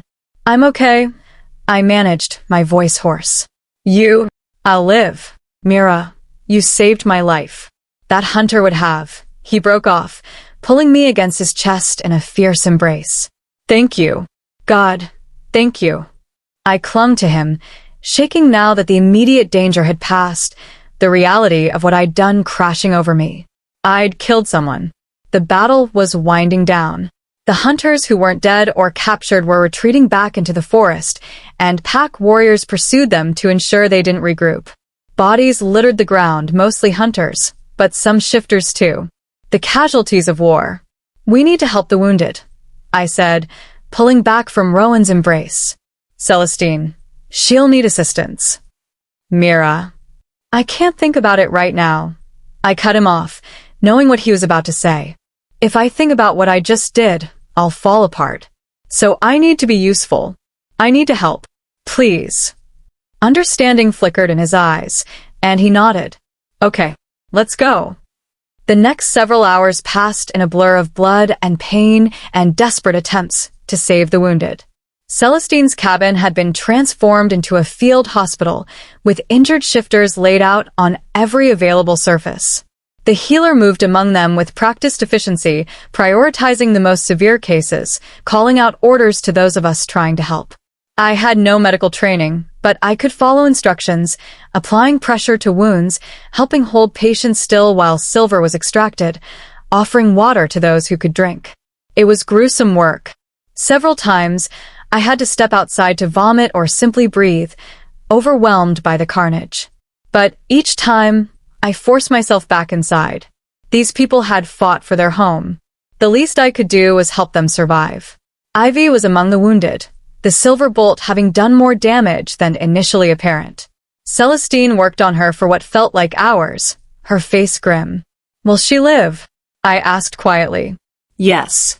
"But she'll be weak for weeks while her body purges the silver from her system. It's poison to our kind, slows healing, causes fever and infection." Celestine looked up at me, her expression softening. "You fought well today, I heard. Saved lives. Including Rowan's." "I killed someone," I whispered, the words finally breaking free. Yes. "You did what was necessary to protect the people you're beginning to think of as yours. That's what warriors do, Mira. We carry the weight of those choices so others don't have to." "I don't feel like a warrior. I feel like a murderer." "The difference," Celestine said gently, "is that you feel the weight of it. That you understand the gravity of taking a life. A murderer kills without conscience. A warrior kills when there's no other choice and carries the burden of that necessity. You're the latter, child. Even if it doesn't feel that way right now." Her words helped, marginally, but I knew I'd see that hunter's face in my nightmares for years to come. By evening, the wounded had been stabilized, and the dead, 3 pack members and 17 hunters, had been accounted for. Alpha Marcus called a gathering in the Great Hall to address what had happened. I stood near the back, exhausted and numb, while the Alpha addressed his people. "Today, we were attacked by those who would see us destroyed," he began, his voice carrying through the packed hall. "They brought silver and steel and hatred, and we drove them back. But this victory came at a cost." He named the 3 who died, and grief rippled through the assembled pack. These weren't just warriors. They were friends, family, members of a community that had existed for centuries. "We will honor them tomorrow at sunset," Alpha Marcus continued. "But tonight, I want to acknowledge those who fought with exceptional courage, particularly one among us who, despite being human, despite having no obligation to this pack, chose to stand and fight when she could have hidden." His silver eyes found me in the crowd, and Mira Thorne killed 2 hunters today and saved the life of my son. She has proven herself not just as Rowan's potential mate, but as a warrior in her own right. If she wishes, I would formally welcome her into the Silverpine Pack as a full member. Murmurs rippled through the crowd, surprise, approval, and from some corners, lingering skepticism. "The choice is yours, Mira," Alpha Marcus said. "Will you accept membership in our pack? Will you call Mistwood your home, and our people your family?" Every eye in the hall turned to me, waiting. This was it. The moment of commitment. Not just to Rowan, but to this entire community. This life. I looked at Rowan, standing near his father, his silver eyes holding mine with desperate hope. I looked at Ivy, wounded but alive, who'd become a true friend. I looked at Kira, who'd pushed me past every limit and taught me I was stronger than I'd known. I looked at Celestine, Elder Moira, and dozens of other faces that had become familiar over the past month. And I realized something. I'd already made this choice. The moment I decided to fight instead of hide. The moment I killed to protect Rowan. The moment I'd stopped running from connection and started running toward it. "Yes," I said, my voice clear despite my exhaustion. "I accept." The hall erupted in cheers and howls, both human and Lupin. And as Rowan crossed the space between us, pulling me into his arms, I felt something shift in my chest. The bond. Growing stronger. Closer to completion. I still hadn't fully accepted it. Still hadn't committed to forever. But I'd taken the first real step. And somehow, that felt like enough. For now. Mira has proven herself in battle and been accepted into the pack. But the cost was high, lives lost, innocence shattered, and blood on her hands that will never fully wash away. She's no longer the isolated, grieving woman who stumbled upon an injured wolf in the snow. She's becoming something else. Something stronger. But the question remains, is she strong enough for what comes next? Because the hunters were driven back, not defeated. And they will return. Stronger. More prepared. More determined to destroy everything she's beginning to love. Would you have made the same choice to fight? Or would you have chosen the safety of hiding? Share your thoughts as Mira's transformation continues, because the real test is still to come. Chapter 11. Ashes and Acceptance. The funeral pyres burned against the twilight sky, 3 pillars of flame that turned the evening air hazy with smoke and grief. I stood among the gathered pack, watching as the bodies of the fallen were consumed by fire, a shifter tradition, Rowan had explained, that ensured their spirits could run free in whatever came after. The entire settlement had turned out, 200 souls united in mourning. Elder Moira led the ceremony, her voice carrying across the assembled crowd as she spoke the names of the dead and recounted their lives. A young warrior named Thomas who'd been training to become a tracker. An elder named Margaret who'd lived through 3 centuries and survived more battles than anyone could count. And Jace, barely 20 years old, with a mate and infant daughter left behind. That one broke me. I'd seen him around the settlement, always smiling, always playing with his baby girl. And now he was gone, reduced to ash and memory because hunters had decided his existence was an abomination. Tears tracked down my face, and I didn't bother wiping them away. I hadn't known these people well, but they'd died defending a home I'd been welcomed into. Their sacrifice had protected me as much as anyone else. Rowan stood beside me, his hand finding mine in the darkness and holding tight. He hadn't left my side since the battle ended, as though afraid I might disappear if he let me out of his sight for even a moment. The bond between us pulsed with his grief, deep and old, the accumulated sorrow of someone who'd lived long enough to lose many people he cared about. I squeezed his hand, offering what comfort I could through touch alone. When the ceremony ended and the crowd began to disperse, Rowan and I remained, watching the fires burn down to embers. "Tell me about them," I said quietly. "The ones who died. I want to know who they were." So he did. He told me about Thomas's terrible jokes and his dream of exploring the human world beyond their territory. About Margaret's wisdom and her legendary temper when anyone disrespected pack tradition. About Jace's devotion to his mate and daughter, how he'd spent his last leave building them a larger cabin so the baby would have room to grow. "He was one of my closest friends," Rowan said, his voice rough with emotion. "We trained together as children. Fought side by side in the last major conflict 15 years ago. He was supposed to be on leave today with his family safe, but he came back early because he heard about the attack coming. He chose to fight." "I'm so sorry," I whispered, inadequate words for immeasurable loss. "War has costs," Rowan said, echoing what Celestine had told me. "We all know that. Accept it. But knowing doesn't make it easier when you're watching someone you love burn." We stood in silence until the last embers died, then walked slowly back toward the settlement. Most of the pack had gathered in the Great Hall for the wake, a celebration of the lives lost, with food and drink and stories shared long into the night. But I couldn't face it yet. Couldn't pretend to be social when my mind was still replaying the moment I'd pulled that trigger and watched a man fall. "I need to be alone for a while," I told Rowan when we reached my cabin. "I'm sorry, Don't apologize." He cupped my face gently, his silver eyes searching mine. "Take the time you need. But Mira? What you're feeling, the guilt, the horror, the weight of what you did, that's normal. It's human.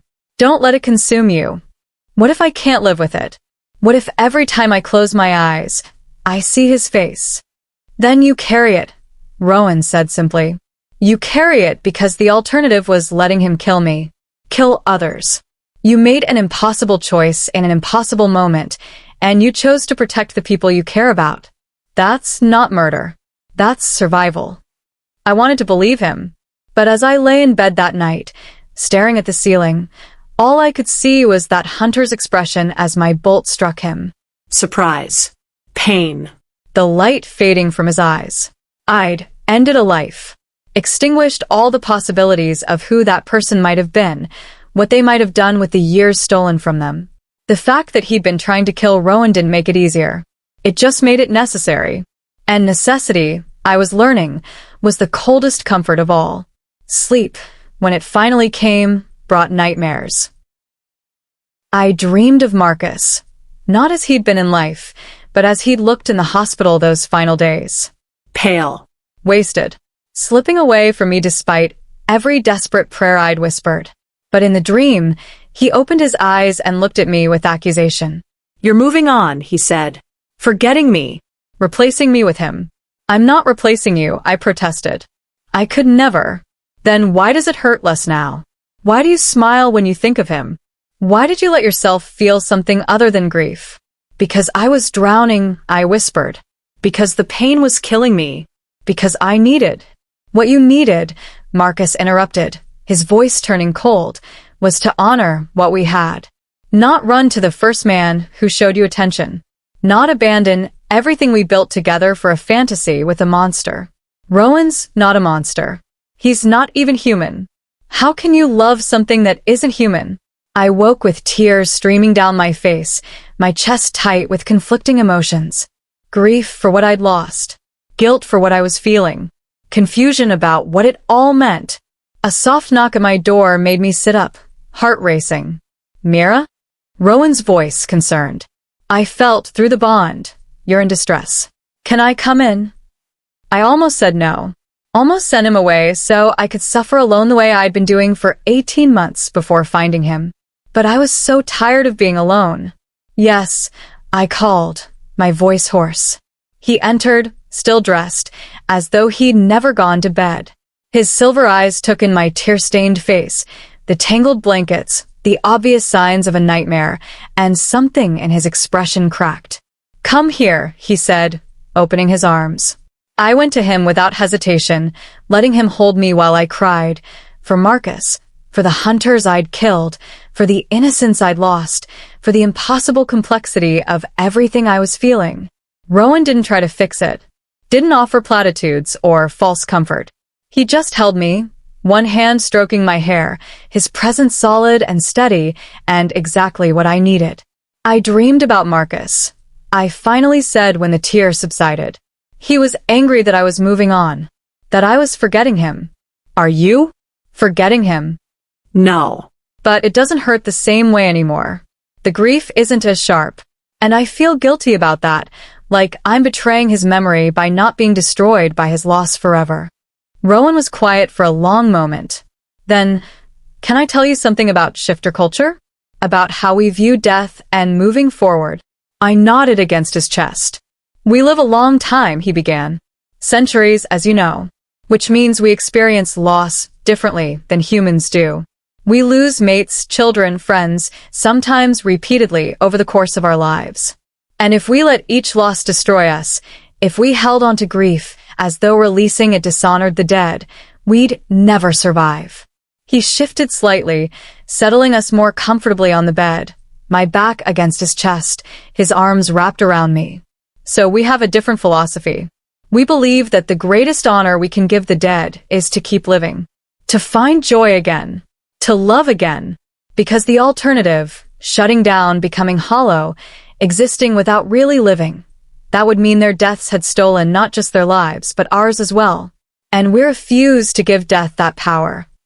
His words resonated with something deep inside me, offering permission I hadn't known I needed. Marcus wouldn't want you to stop living, Rowan continued softly. If he loved you the way you've described, he'd want you to find happiness again. Even if that happiness was with someone else. Even if it was with me. How can you be so sure? Because that's what I'd want. If something happened to me, if you chose to complete the bond and then I died, I wouldn't want you to spend the next century mourning me. I'd want you to find someone else who could make you smile, who could give you the love and life you deserve. That's what real love is, Mira. Wanting the other person's happiness even when it doesn't include you. I turned in his arms to face him, studying his features in the moonlight filtering through the window. You really believe that? I do. And I think Marcus believed it too, even if he never had to articulate it. You're allowed to move forward. You're allowed to feel something for me without it diminishing what you felt for him. The heart doesn't have finite capacity. It expands to hold what we give it. Something that had been knotted tight in my chest for months began to loosen. Not disappearing. The grief would always be there, but settling into something I could carry without it crushing me. Thank you, I whispered. For understanding. For not being jealous of a dead man. How could I be jealous of someone who helped shape you into the woman I'm falling in love with? Rowan's eyes widened slightly, as though the words had escaped without permission. I didn't mean. That is, I'm not trying to pressure. I kissed him. Not the tentative, exploratory kiss from before, but something deeper. More intentional. A kiss that said, I'm choosing this. I'm choosing you. Not because the bond demands it, but because I want to. Rowan made a sound low in his throat, surprise and relief and desire all tangled together. His arms tightened around me, and he kissed me back with a gentleness that made my heart ache. When we finally broke apart, both breathing hard, he rested his forehead against mine. Mira, he breathed. What are you saying? I'm saying I'm tired of fighting this. Fighting what I feel. I'm not ready to complete the bond, not yet. But I'm ready to stop pretending I don't want you. That I'm not falling for you too. Joy blazed through his expression, so pure and unguarded it took my breath away. Are you sure? I don't want you making this decision because of grief or guilt or… I'm sure, I interrupted. I'm terrified and uncertain about a lot of things. But I'm sure about wanting to see where this goes. About wanting you in my life. In whatever form that takes. He kissed me again, slower this time, savoring. And as his hands traced gentle patterns across my back, as the bond between us flared warm and steady, I felt something I hadn't felt in 18 months. Hope. Not that the pain was gone, or that everything would be easy. But I hoped that maybe, just maybe, I could build something new from the ashes of what I'd lost. That I could honor Marcus's memory while still opening my heart to someone else.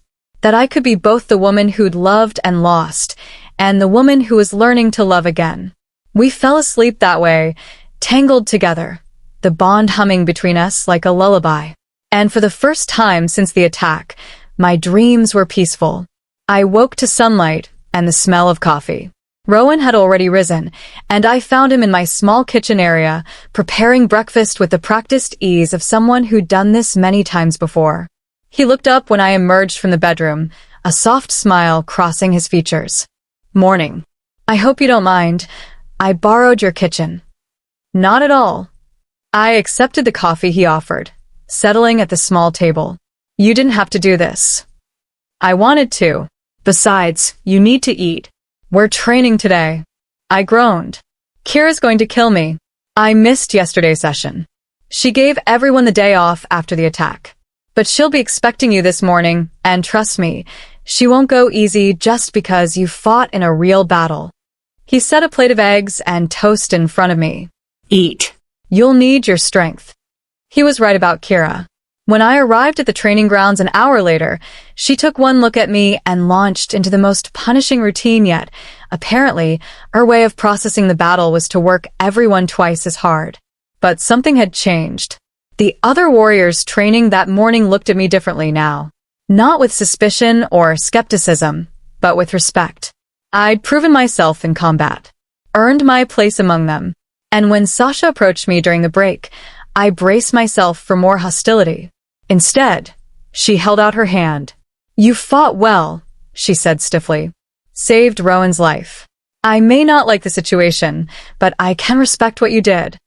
I shook her hand, surprised by the gesture. Thank you. That means a lot. Don't get used to us being friends, she added, some of her usual edge returning. But I can be civil, for the pack's sake. It wasn't exactly a warm reconciliation, but it was progress. And in a community this tight-knit, I'd take what I could get.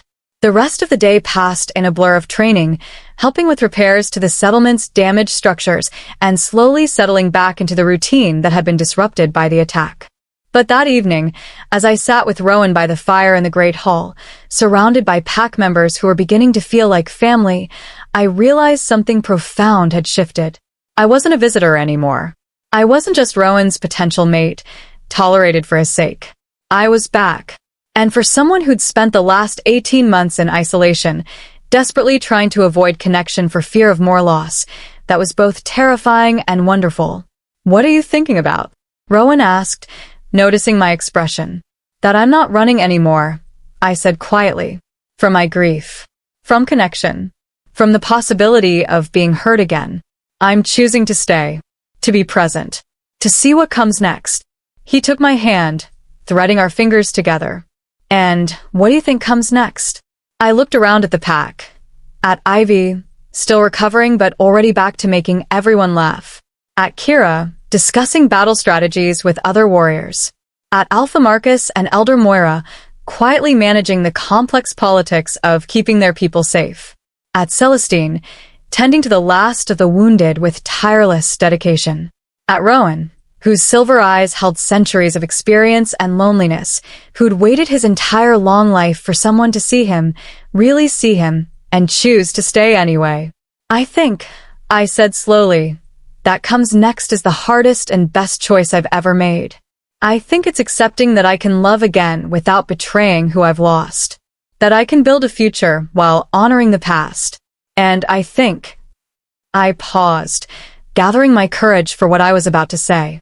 I think I'm ready to complete the bond. Rowan went absolutely still, his eyes widening. Mira, are you sure? You don't have to. I'm sure. I interrupted and realized I meant it. Completely. I'm not saying forever. I'm not promising I won't struggle or have doubts. But I'm saying I want to try. I want to see what we could become if I stopped holding back out of fear. The bond completion is permanent, he said carefully. Once it's done, it can't be undone. You need to be absolutely certain. I know. And I am. I'm tired of half measures, Rowan. Tired of keeping one foot out the door. If I'm going to do this, be part of this pack, build a life here, then I want to do it all the way, including accepting what we are to each other. For a moment, he just stared at me, emotions warring across his features too quickly to name. Then he pulled me into his arms, holding me so tightly I could barely breathe. Are you sure? He whispered against my hair. Because once you say yes, once we complete the ritual, I'm never letting you go. You'll be mine and I'll be yours, and nothing will ever change that. I'm counting on it, I said and meant it. We would face the completion ritual tomorrow at sunset, Elder Moira had explained when we told her. It required witnesses, ceremony, and a formal acknowledgement before the pack. But tonight, we had this moment, this choice, this commitment to something that terrified and thrilled me in equal measure.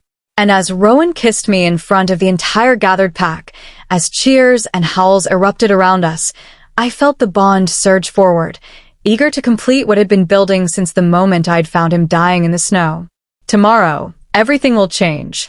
Tomorrow, I would bind my life to an immortal shapeshifter and accept a destiny I never could have imagined. But tonight, I was just Mira. And he was just Rowan. And that was enough. Mira has made her choice. The bond will complete. Her life will intertwine with Rowan's in ways she can't fully comprehend. But accepting the bond means accepting everything that comes with it, including the enemies who won't stop hunting them. The hunters have been driven back, but not defeated. And they're not the only danger lurking in the shadows. Some threats come from within. And some choices, once made, can never be unmade. Have you ever made a choice knowing it would change your life forever? Knowing there was no going back? Share your thoughts, because Mira's journey is about to reach its culmination, and the final test is still to come. Chapter 12. Bound by Silver and Soul. The day of the bonding ceremony dawned clear and cold, with frost glittering on every surface like scattered diamonds. I'd barely slept, my mind racing with anticipation and residual fear. This was it, the point of no return.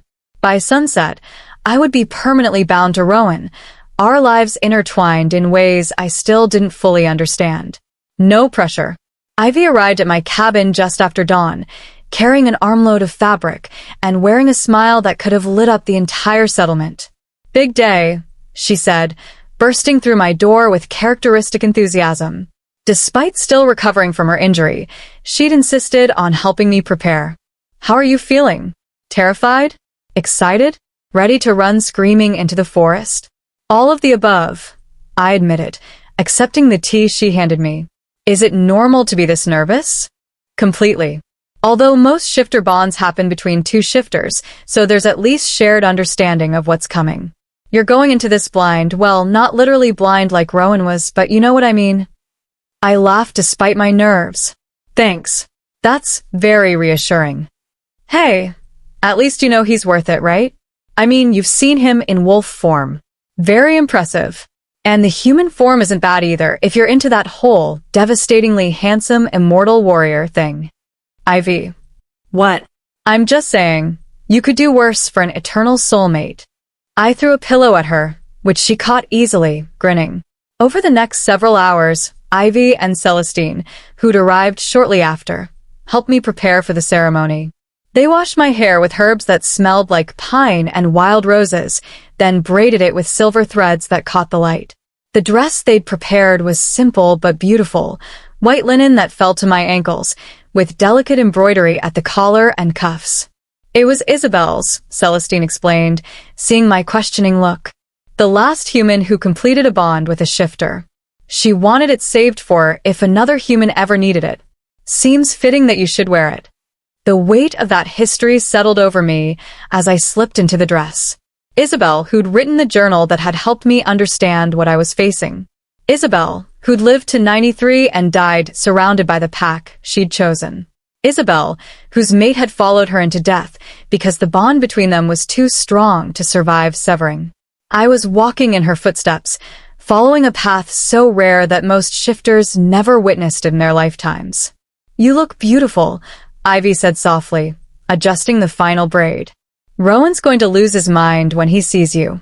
He's already seen me covered in mud and blood and looking like death warmed over. I don't think a dress is going to impress him that much. You'd be surprised, Celestine said, a knowing smile playing on her lips. The bonding ceremony is power beyond just the ritual itself. It's a moment suspended in time, where everything that could be crystallized into what will be. Trust me, you'll both remember this day for the rest of your very long lives. Very long lives. Centuries, possibly. The concept still felt unreal. As the sun began its descent toward the horizon, Elder Moira arrived to escort me to the ceremony site. She looked at me approvingly, then handed me a small bouquet of winter flowers, white roses and evergreen branches tied with silver ribbon. These represent the eternal nature of the bond, she explained, and your willingness to bloom even in the coldest seasons. Are you ready, child? Was I? My heart hammered against my ribs, and my hands trembled slightly as I clutched the bouquet. But when I thought of Rowan, of his patience, his kindness, the way he looked at me like I was the answer to every question he'd ever asked, the fear receded, replaced by certainty. I'm ready, I said. The ceremony was being held in a clearing deep in the heart of Mistwood territory, where ancient trees formed a natural cathedral and the magical wards were strongest. The entire pack had gathered, 200 people forming a circle around a raised platform where Elder Moira would conduct the ritual. As I walked toward the clearing, flanked by Ivy and Celestine, I could hear drums, a steady, primal rhythm that seemed to echo my heartbeat. Voices joined the drums, wordless but beautiful, a song in a language I didn't recognize but somehow understood. This was pack magic. Ancient. Powerful. Inviting me to become part of something larger than myself. The crowd parted as I approached, and then I saw him. Rowan stood at the center of the platform, dressed in traditional ceremonial attire, dark leather pants, and a vest decorated with silver symbols that represented his lineage. His dark hair had been pulled back, revealing the strong lines of his face, and his silver eyes were locked on me with an intensity that stole my breath. But it was the expression on his face that made my heart clench. Awe, love, and something that looked almost like disbelief, as though he couldn't quite accept that this was really happening. I climbed the steps to the platform, and he reached for my hand, his touch sending that familiar spark racing up my arm. You're stunning, he whispered, his voice rough with emotion. I can't, Mira. You're the most beautiful thing I've ever seen. You clean up pretty well yourself, I managed, trying to lighten the moment before I started crying. Elder Moira stepped forward, and the drums fell silent. 200 people waited in breathless anticipation. We gather tonight, Moira began, her voice carrying across the clearing, to witness something precious and rare. A fated bond between souls who recognized each other across the boundaries of species, circumstance, and possibility. Rowan Ashcroft of the Silverpine Pack. Mira Thorn of the human world.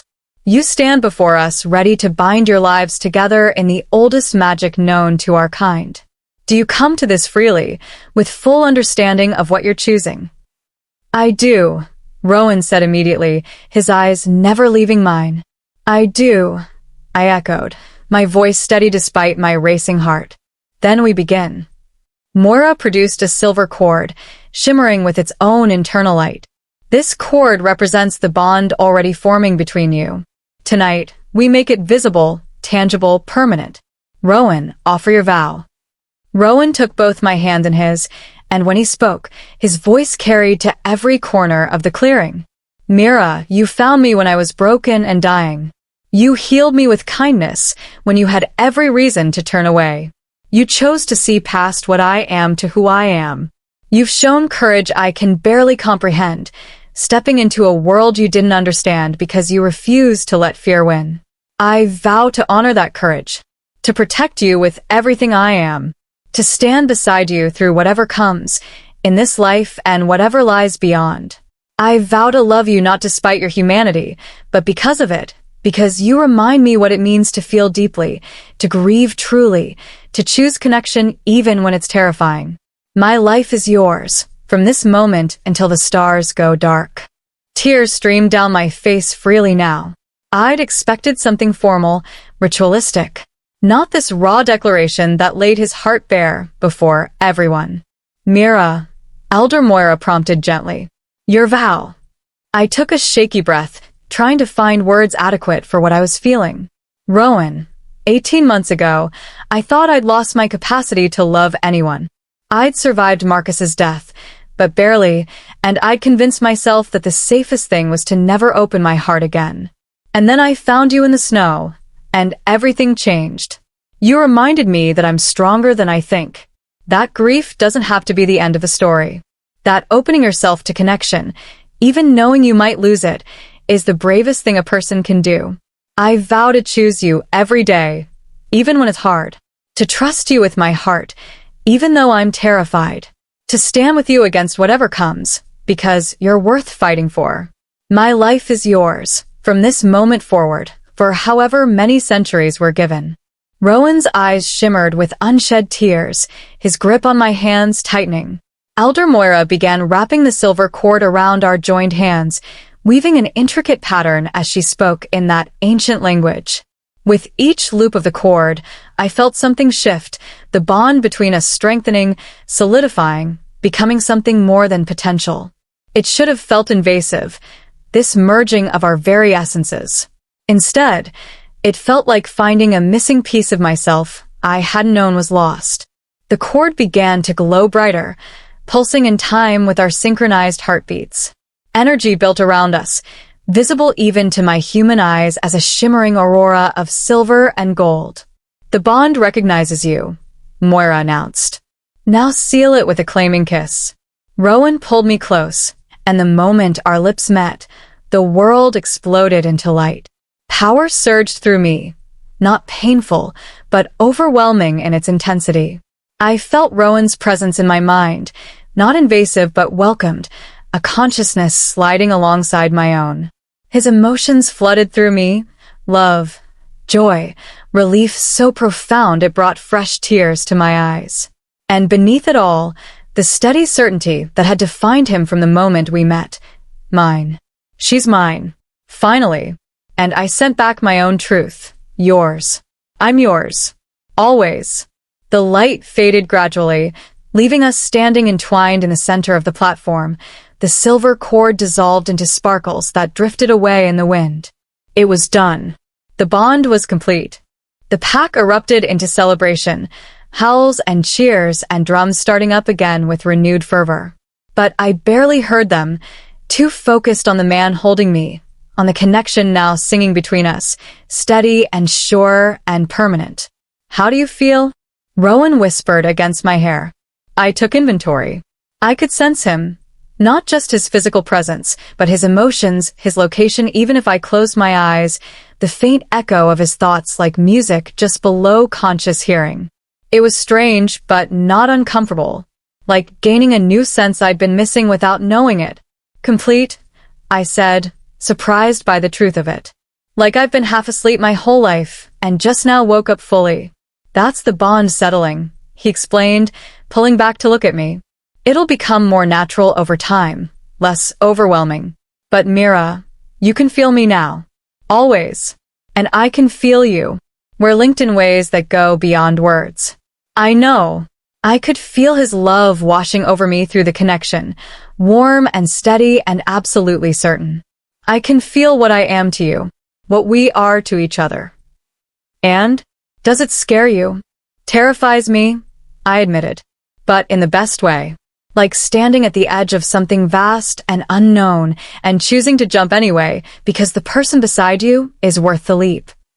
He kissed me again, softer this time, savoring. Around us, the celebration continued, pack members approaching to offer congratulations and well wishes.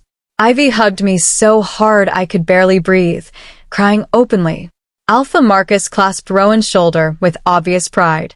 Even Sasha managed a stiff nod of acknowledgement. We were swept into the festivities, a feast laid out on long tables, music and dancing, stories shared around multiple fires. It was overwhelming and joyful and exactly what the pack needed after the darkness of the recent attack. As the night deepened and the celebration showed no signs of slowing, Rowan leaned close and whispered, "Want to escape for a bit? There's something I want to show you." "Lead the way." He took me deeper into the forest, following paths I didn't recognize until we emerged into a smaller clearing dominated by a single massive tree. Its trunk was easily 20 feet across, and its branches stretched so high I couldn't see the top even in the moonlight. "This is the heart tree," Rowan explained, approaching it reverently. "The oldest living thing in Mistwood territory. It's been here for over 3,000 years, and shifter legend says it's the source of the magic that protects this place." I moved closer, placing my hand on the rough bark. Power thrummed beneath my palm, ancient, patient, vast beyond comprehension. Every bonded pair in pack history has carved their mark here. Rowan continued, producing a knife from his belt. A record of every mating, every commitment, every love that's endured. "I thought if you're willing, we could add ours." He looked uncertain, as though I might refuse this final symbolic gesture. Instead, I took the knife from him. "Show me how." Together, we carved our initials into the ancient bark, RA and MT, surrounded by a simple heart. It was surprisingly difficult to mark something so old and sacred, but eventually, the symbols took shape, joining hundreds of others that covered the visible trunk. "There," Rowan said, tracing the fresh carving. "Now we're part of the tree's memory, part of pack history. Centuries from now, when we're long gone, someone will see this and know we existed, that we chose each other." The thought was both humbling and beautiful, our love made permanent in wood and tradition, witnessed by something that would outlast us all. "I have something for you," I said, suddenly remembering. I pulled a small leather journal from the pocket I'd sewn into my dress. Isabel's journal. The one Celestine gave me. "I want to add our story to it, for whoever comes after us, so they'll know what this journey was like." Rowan's eyes softened. "That's perfect. Though I have to warn you, our story is far from over. This is just the beginning." "Good," I said, stepping into his arms. "I'm looking forward to writing all the chapters that come next." We stayed there for a long time, wrapped in each other and the ancient magic of the heart tree, feeling the bond between us settle into something that would endure whatever came. The hunters came 3 days later. Not in the chaotic assault style of before, but with cold, calculated precision. They'd learned from their failure, adapted their strategy. And this time, they brought reinforcements. The alarm went up just before dawn, multiple perimeter breaches simultaneously, too coordinated to be coincidence. I felt Rowan's surge of adrenaline through the bond before the howls even started, already moving toward danger before conscious thought could catch up. We met in the center of the settlement, both of us armed and ready. The bond hummed between us, allowing wordless communication that was faster than speech. Eastern quadrant, 12 hostiles. Western side, at least 20. They're trying to divide our forces. Celestine's getting the non-combatants to the safe houses. Kira's coordinating defense. Your father? Leading the main counterattack. Mira, you should. Don't even suggest I hide. We fight together. That's what the bond means. Pride and fear warred in his expression, but he nodded. We moved as one toward the eastern quadrant, where the fighting was already fierce. These hunters were better prepared than before. They had weapons that could fire multiple silver bolts in rapid succession, communication devices that let them coordinate across the battlefield, and worst of all, cages. They weren't just trying to kill shifters this time. They were trying to capture them. I saw one warrior, a young woman I'd trained with, go down under a weighted net that crackled with electricity. Before she could shift or escape, hunters were dragging her toward a reinforced vehicle. No, I charged forward, the combat training taking over. My knife found the first hunter's leg, the second's shoulder. Not killing blows, but enough to make them drop their captive. Rowan was there an instant later in wolf form, driving the hunters back with savage efficiency. Together, we freed the captured shifter and pushed deeper into the fray. The battle raged for hours. Every time we drove the hunters back, more appeared. They'd brought an army, easily 100 fighters, maybe more, and they were coordinated in ways the previous attack hadn't been. This wasn't opportunistic hunting. This was extermination. Through the bond, I felt Rowan's growing exhaustion, the injuries accumulating despite his rapid healing. And he felt mine. The slash across my ribs from a hunter who'd gotten too close, the twisted ankle I was trying to ignore, the bone-deep weariness of fighting longer than my human body was built for. Fall back, I sent through the bond. Regroup. We can't sustain this. Not without leaving people exposed. We hold the line, or they break through to the safe houses. Then we need a different strategy. Something they won't expect. An idea formed, reckless and desperate. I reached for Rowan through the bond, sharing the thought before I could second-guess it. His response was immediate and negative. Absolutely not. It's too dangerous. Do you have a better idea? Because we're losing Rowan. We need to do something they won't anticipate. I won't risk you like that. It's not your choice. I'm doing this with, or without your help. But it works better with you. I felt his frustration and fear spike through the bond, but also resignation. He knew I was right. And he knew I was stubborn enough to try it alone if he refused. Fine. But I'm right beside you. If this goes wrong, it won't. My plan was simple in concept, insanely risky in execution. The hunters had focused their efforts on the settlement itself, trying to break through our defensive lines. But their command center, the vehicles and equipment they'd brought, the apparent leader coordinating their forces, was positioned just outside the magical barrier, where they thought they were safe. What they didn't know was that the bond had changed me, made me something more than fully human. And Elder Moira had theorized that might let me pass through the barrier more easily than before. We circled around the battlefield, using the chaos as cover, until we reached the western edge of territory. The barrier shimmered before us, and I felt it push back, but not as strongly as it had before the bond completed. It's working, I breathed. I can feel the difference. Rowan shifted to human form, pulling on pants someone had left at the barrier edge. Shifters had learned to stash clothes at strategic points. I can open a passage, but it won't stay open long. Once we're through, we'll have maybe 10 minutes before the wards detect the breach and alert every hunter out there. Then we'd better make those 10 minutes count.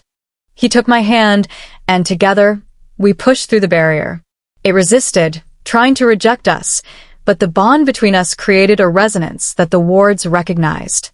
We stumbled through to the other side, gasping. No time to recover. The command center was 50 yards ahead, 3 vehicles arranged in a triangle, equipment spread between them, and figures moving with the confident ease of people who thought they were safe. We approached low and fast, using trees and terrain for cover. As we got closer, I could make out voices. Losses are acceptable given the prize. We'll have at least 15 specimens by the time this is done. Specimens. They were talking about shifters like they were lab animals. And the human mate? Another voice, cultured and cold. The same voice that had spoken through my cabin door weeks ago. Sullivan wants her alive if possible. Apparently, a bonded human is worth a fortune to certain collectors. Ice flooded my veins. They weren't just hunting shifters. They were hunting me specifically. Rowan's hand tightened on mine, his rage palpable through the bond. That's Sullivan himself. The one who's been leading the hunters for decades. If we take him out, the whole operation collapses. I know. Let's do this. We moved together, coordinated through the bond in ways that didn't require words. I approached from the left while Rowan circled right, both of us using the vehicles for cover. Sullivan stood at the center of the command area, studying a map spread across a portable table. He was older than I'd expected, mid-50s, with silver-streaked hair and the weathered face of someone who'd spent decades in the field. But his eyes were cold, calculating, completely devoid of empathy. 3 other hunters flanked him, all armed, all alert. This was going to be difficult. Through the bond, I felt Rowan counting down. 3, 2, 1. We struck simultaneously. I came up from behind the nearest hunter, my knife finding the gap between his armor plates. He went down with a grunt of pain, and I was already moving, grabbing his weapon, one of those multi-bolt crossbows, and firing at the second hunter. Rowan hit Sullivan directly, shifting mid-leap into his wolf form and driving the older man to the ground with enough force to shatter bone. But Sullivan was faster than he looked.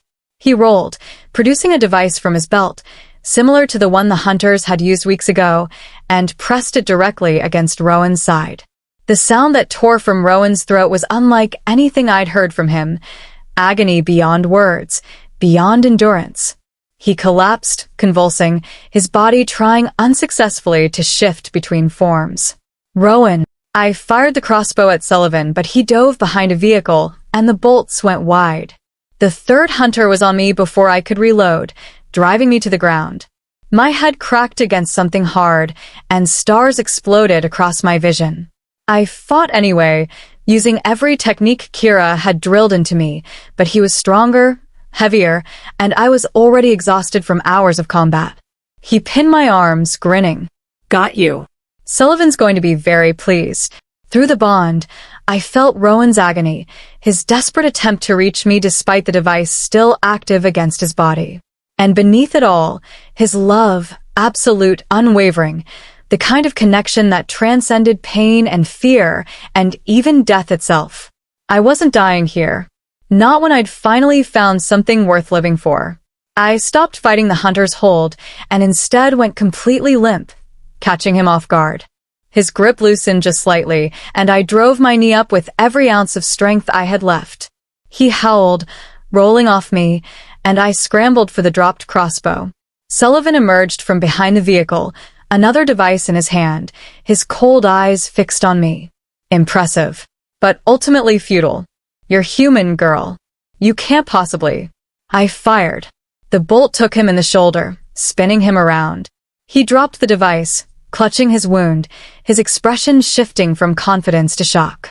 You shot me, he said, sounding more surprised than angry. A human shot me with my own weapon.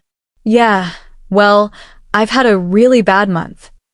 I kept the crossbow trained on him, moving to where Rowan lay, still twitching from whatever that device had done. I kicked it away, then knelt beside him. Rowan? Can you hear me? Through the bond, I felt his consciousness swimming back toward awareness. His silver eyes opened, unfocused but recognizing me. Did we? We got him. It's over. Howls erupted from the direction of the settlement, but these were different. Triumphant. Celebratory. Through the trees, I could see hunters retreating, their coordinated assault falling apart without Sullivan's leadership. We'd won. Warriors began arriving at the command center, drawn by the sounds of our fight. Alpha Marcus was among them, taking in the scene with sharp assessment, Sullivan wounded and captured, 3 hunters unconscious or dead, and Rowan and I battered but alive. Well, he said, a hint of approval in his voice. That's one way to end a siege. The aftermath took days to sort through. Sullivan and the surviving hunters were interrogated, revealing the full scope of their organization. Dozens of cells across the country, all coordinating to eliminate shifters. With their leader captured and their command structure destroyed, the remaining cells would fracture, becoming significantly less dangerous. It wasn't a complete victory. Shifters would still need to stay hidden, stay vigilant. But it was a turning point, a chance to rebuild without constantly looking over their shoulders. The pack held another funeral ceremony for the 6 members lost in the final battle. 6 more names added to the list of those who died protecting their home. 6 more wounds that would scar over, but never fully heal. But there was also celebration. Surviving. Prevailing against overwhelming odds. Proving once again that the Silverpine pack wouldn't be broken by those who hated what they didn't understand. And through it all, I felt Rowan beside me, physically when he could be, through the bond when we were apart. The connection between us had deepened during the battle, tested and proven unbreakable. A week after the attack, I found him at the heart tree, studying the carving we'd made, thinking deep thoughts. I asked, settling beside him. Thinking about how close I came to losing you, he said quietly. When Sullivan had you pinned, when I thought I wouldn't reach you in time. Mira, I felt my heart stop through the bond. I understood, for just an instant, what it would be like to lose you. And it was unbearable. But you didn't lose me. We made it. Together. This time. But there will be other dangers. Other battles. I've lived over a century, and in all that time, I never feared death. But now, knowing I could lose you, it terrifies me more than any weapon or enemy ever has. I took his hand, sending warmth and reassurance through the bond. That's the price of love, isn't it? The fear of loss. But Rowan, the alternative, never knowing this connection, never taking the risk, that would be worse. You taught me that. And I believe it now, completely. He pulled me close, and we sat in silence, feeling the ancient magic of the tree and the newer magic of the bond between us. I started writing in Isabel's journal. I said eventually. Our story. For whoever comes next. Do you want to know how I ended it? How? I wrote that love, real, bone deep, soul-level love, isn't about finding someone perfect. It's about finding someone whose imperfections complement your own. Someone who sees you at your worst and chooses to stay anyway. Someone who makes you braver than you thought possible. And I wrote that I'm grateful every day that I found a wounded wolf in a blizzard. Because that impossible, terrifying moment led me here. To you. To us. To a life I never could have imagined but can't imagine living without. Rowan's arms tightened around me, and I felt his love wash over me through the bond. Vast and patient and absolutely certain. That's perfect, he whispered. Because that's exactly how I feel about you. We stayed there as the sun set, painting the sky in shades of gold and crimson, the heart tree bearing witness to our commitment as it had for countless pairs before us. I thought of Marcus, as I still did daily, but the grief had transformed into something gentler. Gratitude for what we'd shared. Peace that he would have wanted me to find happiness again. Certainly that loving Rowan didn't diminish what Marcus and I had. It just added another chapter to my story. And what a story it was becoming. A human woman and a shapeshifter warrior. A fated bond recognized across species. A love that had survived hunters and doubt and grief to become something unbreakable. It wouldn't always be easy. There would be more battles, more losses, more moments when I questioned whether I was strong enough for this life. But looking at Rowan, feeling him through the bond, knowing I'd never face anything alone again, I was ready for whatever came next. Because I'd learned something crucial in the months since finding him in the snow. Sometimes the thing you're running from is exactly what you need to run toward. Sometimes the greatest courage is letting yourself be vulnerable enough to love again. And sometimes, the most impossible choices lead to the most extraordinary lives. I'd chosen Rowan. Choose the pack. Chosen this wild, dangerous, beautiful life among the wolves. And I'd keep choosing it, every day, for however many centuries we were given. Because that's what love was. What the bond had taught me. What I'd nearly lost but found again in the most unexpected way. A choice. Made over and over. Through fear and joy, and everything in between. And I was finally, truly, completely at peace with that choice. Ready to head back? Rowan asked, as full darkness fell. I stood, pulling him up with me. Ready. Ivy's probably wondering where we disappeared to. And I promised Celestine I'd help in the healing lodge tomorrow. Look at you. Fully integrated into pack life. Well, I did promise to pull my weight. Warrior, healer's assistant, and permanent mate to the alpha sun. I'm an overachiever. He laughed, the sound warming me from the inside out. That you are. Come on, love. Let's go home. Home.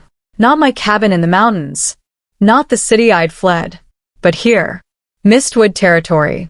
Among people who'd become family. With a man who'd become everything. Home. As we walked back through the forest, the bond humming between us like a lullaby, I sent up a silent thank you to fate, to fortune, to whatever force had brought us together. Because this, right here, was worth every moment of fear and pain it had taken to find. This was worth everything. The end. Mira's journey from isolation to belonging, from grief to joy, from human to something more. It's complete.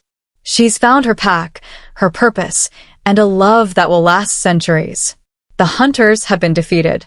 The bond is sealed. And two souls who are meant to find each other finally have their forever. Thank you for following Mira and Rowan's story from that first snowy night to this triumphant conclusion. May you find your own impossible love, your own hidden magic, and your own courage to choose connection even when it terrifies you. Until the next tale from Wolf Heart Tales.